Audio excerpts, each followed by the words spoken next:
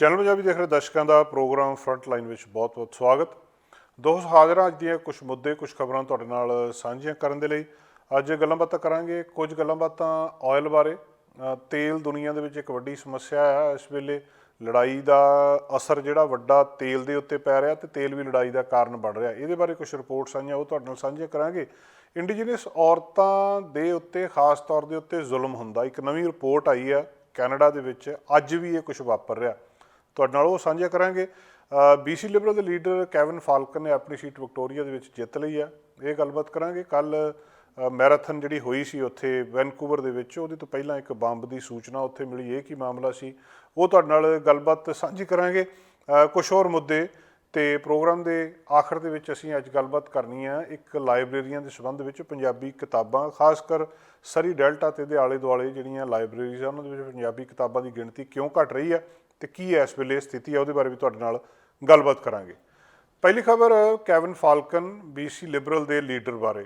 ਉਹਨਾਂ ਨੇ ਆਪਣੀ ਸੀਟ ਜਿੱਤ ਲਈ ਆ ਤੇ ਕਾਫੀ ਲੰਬੇ ਸਮੇਂ ਤੋਂ ਇਹ ਗੱਲਬਾਤ ਚੱਲ ਰਹੀ ਸੀਗੀ ਕਿ ਸੈਟਰਡੇ ਨੂੰ ਇਹ ਕਨਫਰਮੇਸ਼ਨ ਹੋਈ ਆ ਕਿ ਉਹਨਾਂ ਨੇ ਆਪਣੀ ਸੀਟ ਹੁਣ ਅਸੈਂਬਲੀ ਦੇ ਵਿੱਚ ਸਿਕਿਉਰ ਕਰ ਲਈ ਹੈ। ਕੈਵਨ ਫਾਲਕਨ ਜਿਹੜੇ ਫਰਵਰੀ ਦੇ ਵਿੱਚ BC ਲਿਬਰਲ ਪਾਰਟੀ ਦੇ ਲੀਡਰ ਬਣੇ ਸੀ ਔਰ ਉਹਦੇ ਤੋਂ ਬਾਅਦ ਜਿਹੜੀ ਵੈਨਕੂਵਰ ਦੇ ਵਿੱਚ ਇਹ ਸੀਟ ਸੀਗੀ, ਵਿਕਟੋਰੀਆ ਦੇ ਵਿੱਚ ਇਹ ਸੀਟ ਸੀਗੀ ਜਿਹੜੀ, ਉਹ ਉੱਥੋਂ ਜਿੱਤੇ ਆ। ਪਹਿਲਾਂ ਵੀ ਫਾਰਮਰ ਕੈਬਨਿਟ ਮਿਨਿਸਟਰ ਰਹੇ ਆ, ਉਹਦੇ ਤੋਂ ਬਾਅਦ ਇਹ ਫਰਵਰੀ ਦੇ ਵਿੱਚ ਹੁਣ ਅਪੋਜੀਸ਼ਨ ਦੇ ਲੀਡਰ ਬਣ ਗਏ ਸੀ ਤੇ ਹੁਣ ਇਹ ਆਪਣੀ ਉੱਥੇ ਜਾਣਗੇ। ਔਰ ਜਿਹੜੇ ਪਹਿਲੇ ਲੀਡਰ ਸੀਗੇ ਉਹਨਾਂ ਦੇ ਜਾਣ ਦੇ ਨਾਲ ਇਹ ਸੀਟ ਖਾਲੀ ਹੋਈ ਸੀ। ਪ੍ਰੀਲਿਮਿਨਰੀ ਜਿਹੜੇ ਰਿਜ਼ਲਟ ਆਇਆ ਉਹਦੇ ਵਿੱਚ 57% ਵੋਟਾਂ ਦੱਸ ਰਹੇਗਾ ਇਸ ਬਾਈ ਇਲੈਕਸ਼ਨ ਦੇ ਵਿੱਚ ਇਹਨਾਂ ਨੂੰ ਪਈਆਂ ਤੇ ਆਪਣੇ ਸਪੋਰਟਰਸ ਉਹਨਾਂ ਨੇ ਦੱਸਿਆ ਕਿ ਹੁਣ ਉਹਨਾਂ ਨੇ ਆਪਣੀ ਸੀਟ ਜਿਹੜੀ ਹੋਲਡ ਕਰ ਲਈ ਹੈ ਤੇ ਕਈ ਉਹਨਾਂ ਨੇ ਮੁੱਦੇ ਇੱਥੇ ਸਾਂਝੇ ਕੀਤੇ ਆ। ਕੈਵਨ ਫਾਲਕਨ ਉਹਨਾਂ ਨੇ ਮੰਨਿਆ ਜਾ ਰਿਹਾ ਕਿ BC ਲਿਬਰਲ ਪਾਰਟੀ ਕਾਫੀ ਜ਼ਿਆਦਾ ਪਾਵਰ ਦੇ ਵਿੱਚ ਨਹੀਂ ਆ ਜਾਂ ਕਾਫੀ ਲੰਬੇ ਸਮੇਂ ਤੋਂ ਟੁੱਟੀ ਆ ਜਾਂ ਇੱਦਾਂ ਕਹਿ ਲਓ ਇਹ ਫਾਈਟ ਦੇਣ ਦੇ ਕਾਬਲ ਨਹੀਂ ਹੈ NDP ਨੂੰ। ਪਿਛਲੇ ਸਮੇਂ ਦੇ ਵਿੱਚ ਇੱਦਾਂ ਮੰਨਿਆ ਜਾਂਦਾ ਰਿਹਾ, ਲੀਡਰ ਬਦਲੇ ਗਏ। ਹੁਣ ਕੈਵਨ ਫਾਲਕਨ ਲੱਗਦਾ ਕਿ ਉਸ ਪਾਰਟੀ ਨੂੰ ਲੀਹ ਦੇ ਉੱਤੇ ਲਿਆਉਣ ਦੀ ਕੋਸ਼ਿਸ਼ ਕਰ ਰਿਹਾ। ਜਿਹੜੀ ਗੱਲਬਾਤ ਇਹਨਾਂ ਨੇ ਬਾਈ ਇਲੈਕਸ਼ਨ ਤੋਂ ਬਾਅਦ ਨਤੀਜਿਆਂ ਤੋਂ ਬਾਅਦ ਕਹੀ ਆ, ਉਹ ਕਹਿੰਦੇ ਵੀ ਸਾਨੂੰ ਜਿਹੜੇ ਲੋਕ ਆ ਉਹ ਬਹੁਤ ਸਾਰੇ ਇਸ਼ੂਜ਼ ਦੱਸ ਰਹੇ ਆ ਔਰ ਉਹਨਾਂ ਇਸ਼ੂਜ਼ ਨੂੰ ਐਡਰੈਸ ਕਰਨ ਦੇ ਲਈ ਅਸੀਂ ਅੱਗੇ ਆ ਰਹੇ ਹਾਂ। ਉਹ ਕਹਿੰਦੇ ਸਭ ਤੋਂ ਵੱਡਾ ਜਿਹੜਾ ਅਸੀਂ ਨਾਰਥ ਅਮਰੀਕਾ ਦੇ ਵਿੱਚ ਵੈਨਕੂਵਰ ਤੇ ਦੇ ਆਲੇ ਦੁਆਲੇ ਰਹਿੰਦੇ ਹੋਏ ਪੂਰੇ ਨਾਰਥ ਅਮਰੀਕਾ ਨਾਲੋਂ ਸਭ ਤੋਂ ਵੱਧ ਹਾਊਸਿੰਗ ਪ੍ਰਾਈਸ ਪੇ ਕਰ ਰਹੇ ਹਾਂ। ਉਹ ਕਹਿੰਦੇ ਅਸੀਂ ਵੈਨਕੂਵਰ ਤੇ ਦੇ ਆਲੇ ਦੁਆਲੇ ਸਭ ਤੋਂ ਵੱਧ ਜਿਹੜਾ ਗੈਸ ਦਾ ਪ੍ਰਾਈਸ ਇੱਥੇ ਪੇ ਕਰ ਰਹੇ ਹਾਂ। ਅਸੀਂ ਨਾਰਥ ਅਮਰੀਕਾ ਦੇ ਵਿੱਚ ਸਭ ਤੋਂ ਵੱਧ ਰੈਂਟ ਇੱਥੇ ਪੇ ਕਰ ਰਹੇ ਹਾਂ ਵੈਨਕੂਵਰ ਦੇ ਆਲੇ ਦੁਆਲੇ। ਸੋ ਇਹ ਉਹਨਾਂ ਨੇ ਕੁਝ ਮੁੱਦੇ ਦੱਸੇ ਕਿ ਜਿਨ੍ਹਾਂ ਦੇ ਉੱਤੇ ਅਸੀਂ ਕੰਮ ਕਰਨਾ ਆ। ਇਹ ਸੀਟ ਜਿਹੜੀ ਪਹਿਲੇ ਲੀਡਰ ਸੀਗੇ ਲਿਬਰਲ ਦੇ ਐਂਡਰਿਊ ਵਿਲਕਨਸਨ, ਉਹਨਾਂ ਨੇ ਖਾਲੀ ਕੀਤੀ ਸੀਗੀ ਤੇ ਉਹਦੇ ਤੋਂ ਬਾਅਦ ਇਹ ਇੱਥੋਂ ਜਿੱਤ ਗਿਆ। NDP ਨੂੰ ਇਹਨਾਂ ਨੇ ਹਰਾਇਆ ਤੇ ਹੁਣ ਦੇਖੋ ਅੱਗੇ ਜਾ ਕੇ ਕੀ ਹੁੰਦਾ ਤੇ ਕਿਸ ਤਰੀਕੇ ਦੇ ਨਾਲ ਕਿੰਨਾ ਸਟਰੋਂਗਲੀ ਇਸ ਪਾਰਟੀ ਨੂੰ ਰਿਪਰੈਜ਼ੈਂਟ ਕਰਦੇ ਆ। ਇਲੈਕਟ੍ਰੋਨਿਕ ਟੈਬੂਲੇਟਰਸ ਜਿਹੜੇ ਉਹ ਯੂਜ਼ ਕੀਤੇ ਗਏ ਪਹਿਲੀ ਵਾਰ BC ਦੇ ਵਿੱਚ ਇਹ ਇਲੈਕਸ਼ਨ ਦੇ ਬੈਲਟਸ ਕਾਊਂਟ ਕਰਨ ਦੇ ਲਈ। ਕੈਵਨ ਫਾਲਕਨ ਹੁਣ ਅਸੈਂਬਲੀ ਦੇ ਵਿੱਚ ਜਾਣਗੇ। ਲਿਬਰਲ ਪਾਰਟੀ ਦੇ ਆਗੂ ਪਹਿਲਾਂ ਚੁਣੇ ਗਏ ਆ, ਬਾਈ ਇਲੈਕਸ਼ਨ ਹੋਈ ਸੀ ਉੱਥੋਂ ਇਹਨਾਂ ਨੇ ਇਹ ਸੀਟ ਜਿੱਤ ਲਈ ਹੈ, ਜਿਹਦੀ ਕਿ ਪਹਿਲਾਂ ਹੀ ਸੰਭਾਵਨਾ ਸੀਗੀ ਕਿ ਇਹਨਾਂ ਨੇ ਇਹ ਸੀਟ ਜਿੱਤ ਲੈਣੀ ਹੈ। ਇੱਕ ਖਬਰ ਅੱਜ ਇੰਡੀਜੀਨਸ ਔਰਤਾਂ ਬਾਰੇ। ਜਦੋਂ ਦਾ ਰੈਜ਼ੀਡੈਂਸ਼ੀਅਲ ਸਕੂਲਾਂ ਦਾ ਮਾਮਲਾ ਆਇਆ, ਜਿਹੜੇ ਮੂਲ ਨਿਵਾਸੀਆਂ ਦੇ ਮਸਲੇ ਸੀ ਉਹ ਬਹੁਤ ਚਰਚਾ ਦੇ ਵਿੱਚ ਆਏ ਕਿ ਮੂਲ ਨਿਵਾਸੀਆਂ ਦੇ ਨਾਲ ਲੰਬੇ ਸਮੇਂ ਤੋਂ ਕੈਨੇਡਾ ਦੇ ਵਿੱਚ ਧੱਕਾ ਹੁੰਦਾ ਆਇਆ। ਹੁਣ ਇੱਕ ਹੋਰ ਰਿਪੋਰਟ ਸਾਹਮਣੇ ਆਈ ਹੈ ਜਿਹੜੀ ਇਹ ਦੱਸ ਰਹੀ ਹੈ, ਜਿਹੜਾ ਐਨਾਲਿਸਿਸ ਇਹ ਦੱਸ ਰਿਹਾ ਕਿ ਜਿਹੜੇ ਇਹ ਫਸਟ ਨੇਸ਼ਨ ਜਾਂ ਦੂਜੀਆਂ ਔਰਤਾਂ ਨੇ ਇਹਨਾਂ ਦੇ ਨਾਲ ਫਿਜ਼ੀਕਲ ਤੇ ਸੈਕਸੁਅਲ ਅਸੌਲਟ ਇਹਨਾਂ ਦੀ ਲਾਈਫ ਟਾਈਮ ਦੇ ਵਿੱਚ ਬਹੁਤ ਜ਼ਿਆਦਾ ਹੋਇਆ ਜੇ ਇਹ ਸਰਕਾਰ ਦੀ ਕੇਅਰ ਦੇ ਵਿੱਚ ਰਹੇ ਆ। ਬਹੁਤ ਸਾਰੇ ਬੱਚੇ ਆ ਜਿਹੜੇ ਉਹ ਫੋਸਟਰ ਕੇਅਰ ਦੇ ਵਿੱਚ ਜਾਂ ਗਵਰਨਮੈਂਟ ਕੇਅਰ ਦੇ ਵਿੱਚ ਚਲੇ ਜਾਂਦੇ ਆ, ਉਹਨਾਂ ਨੂੰ ਕੁਝ ਮਜਬੂਰੀਆਂ ਕਰਕੇ ਉੱਥੇ ਰੱਖਣਾ ਪੈਂਦਾ ਤੇ ਜਿਨ੍ਹਾਂ ਦੇ ਵਿੱਚ ਵੱਡੀ ਗਿਣਤੀ ਜਿਹੜੀ ਉਹ ਇੰਡੀਜੀਨਸ ਲੋਕਾਂ ਦੀ ਹੁੰਦੀ ਆ, ਇਹਨਾਂ ਦੇ ਬੱਚੇ ਉਸ ਥਾਂ ਦੇ ਉੱਤੇ ਹੁੰਦੇ ਆ।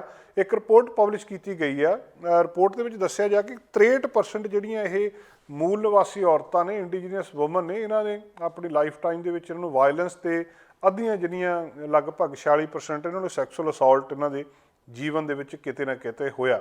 81% ਜਿਹੜੀਆਂ ਇਹ ਔਰਤਾਂ ਨੇ ਇਹ ਚਾਈਲਡ ਵੈਲਫੇਅਰ ਸਿਸਟਮ ਦੇ ਉੱਤੇ ਸੀਗੀਆਂ, ਮਤਲਬ ਜਿਹੜੀਆਂ ਚਾਈਲਡ ਵੈਲਫੇਅਰ ਸਿਸਟਮ ਦੇ ਉੱਤੇ ਸੀਗੀਆਂ ਉਹਨਾਂ ਦੇ ਵਿੱਚੋਂ 81% ਦੇ ਨਾਲ ਸੈਕਸੁਅਲੀ ਉਹਨਾਂ ਨੂੰ ਜਾਂ ਫਿਜ਼ੀਕਲੀ ਅਸੌਲਟ ਕੀਤਾ ਗਿਆ। ਭਾਵ ਇੱਕ ਪਾਸੇ ਕਿਸੇ ਦੂਜੀ ਰੇਸ ਦਾ ਬੱਚਾ ਜਿਹੜਾ ਫੋਸਟਰ ਕੇਅਰ ਦੇ ਵਿੱਚ ਜਾਂ ਉੱਥੇ ਗਵਰਨਮੈਂਟ ਕੇਅਰ ਦੇ ਵਿੱਚ ਚਲਿਆ ਜਾਂਦਾ ਬਚਪਨ ਦੇ ਵਿੱਚ ਹੀ, ਦੂਜੇ ਪਾਸੇ ਜਿਹੜੇ ਮੂਲ ਨਿਵਾਸੀਆਂ ਦਾ ਬੱਚਾ ਚਲਿਆ ਜਾਂਦਾ ਜਾਂ ਜਿਹੜੀਆਂ ਖਾਸ ਕਰ ਔਰਤਾਂ ਨੇ, ਉਹਨਾਂ ਦੇ ਵਿੱਚੋਂ 81% ਮੂਲ ਨਿਵਾਸੀ ਔਰਤਾਂ ਦੇ ਨਾਲ ਸੈਕਸੁਅਲ ਅਸੌਲਟ ਹੁੰਦਾ, ਦੂਜਿਆਂ ਨਾਲ ਨਹੀਂ ਹੁੰਦਾ।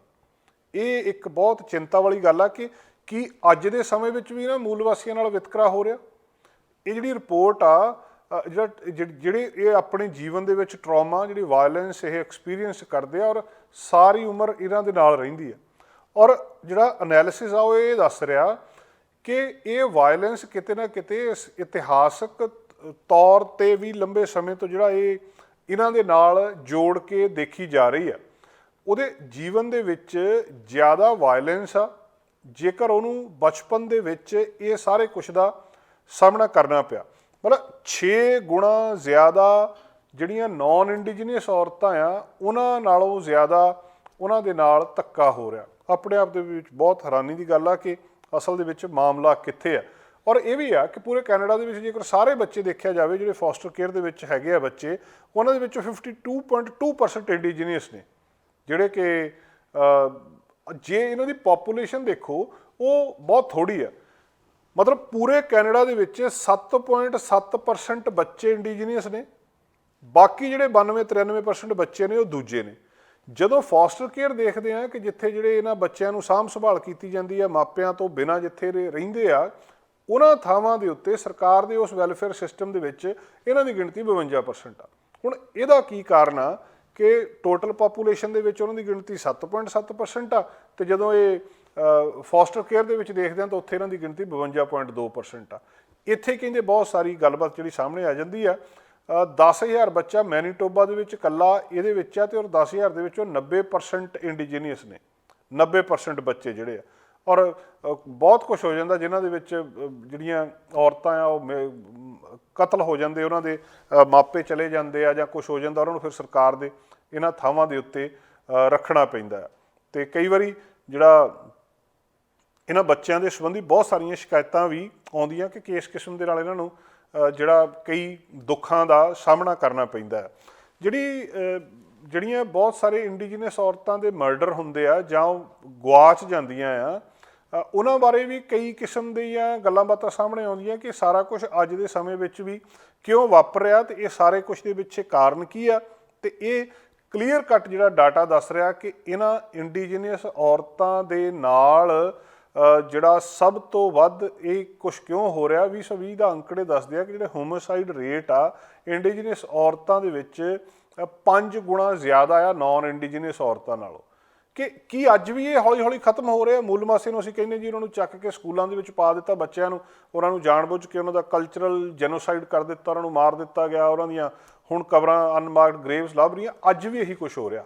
ਇਹ ਕਿਉਂ ਹੋ ਰਿਹਾ? ਕੀ ਇਹ ਹਾਲਾਂਕਿ ਸਾਰਾ ਕੁਛ ਕਾਨੂੰਨ ਸਾਰਿਆਂ ਦੇ ਲਈ ਬਰਾਬਰ ਆ, ਉਹਨਾਂ ਦੇ ਲਈ ਸਮਾਂ ਜ਼ਿਆਦਾ ਸਹੂਲਤਾਂ ਦਿੱਤੀਆਂ ਜਾ ਰਹੀਆਂ, ਪਰ ਨਤੀਜੇ ਕੁਛ ਹੋਰ ਦੱਸ ਰਹੇ ਆ, ਅੰਕੜੇ ਕੁਛ ਹੋਰ ਦੱਸ ਰਹੇ ਆ ਕਿ ਸਾਰਾ ਕੁਝ ਜਿਹੜਾ ਜਿੰਨੀ ਇਹ ਵੈਲਫੇਅਰ ਸਿਸਟਮ ਆ, ਬਹੁਤ ਵਾਰੀ ਗੱਲਬਾਤ ਚੱਲੀ ਕਿ ਇਹਨੂੰ ਪੂਰੇ ਦੇ ਪੂਰੇ ਨੂੰ ਓਵਰਹਾਲ ਕਰਨ ਦੀ ਲੋੜ ਆ। ਅਤੇ ਹੁਣ ਇਹ ਨੁਕਸਾਨ, ਇਹ ਦੁੱਖ, ਇਹ ਜਿਹੜੀ ਸਟੈਟਿਸਟਿਕਸ ਕੈਨੇਡਾ ਦੀ ਰਿਪੋਰਟ ਦੱਸ ਰਹੀ ਆ ਕਿ ਜੋ ਕੁਛ ਇਹਨਾਂ ਇੰਡੀਜੀਨੀਅਸ ਲੋਕਾਂ ਦੇ ਨਾਲ ਅੱਜ ਦੇ ਸਮੇਂ ਵੀ ਹੋ ਰਿਹਾ, ਇਹ ਪੁਰਾਣੇ ਸਮੇਂ ਨਾਲੋਂ ਵੀ ਕਿਸੇ ਤਰ੍ਹਾਂ ਵੀ ਘੱਟ ਨਹੀਂ ਆ। ਅਤੇ ਟ੍ਰੈਜਡੀ ਨਿੱਤ ਵਾਪਰ ਰਹੀ ਆ, ਸਾਡੇ ਆਲੇ ਦੁਆਲੇ ਵਾਪਰ ਰਹੀ ਆ।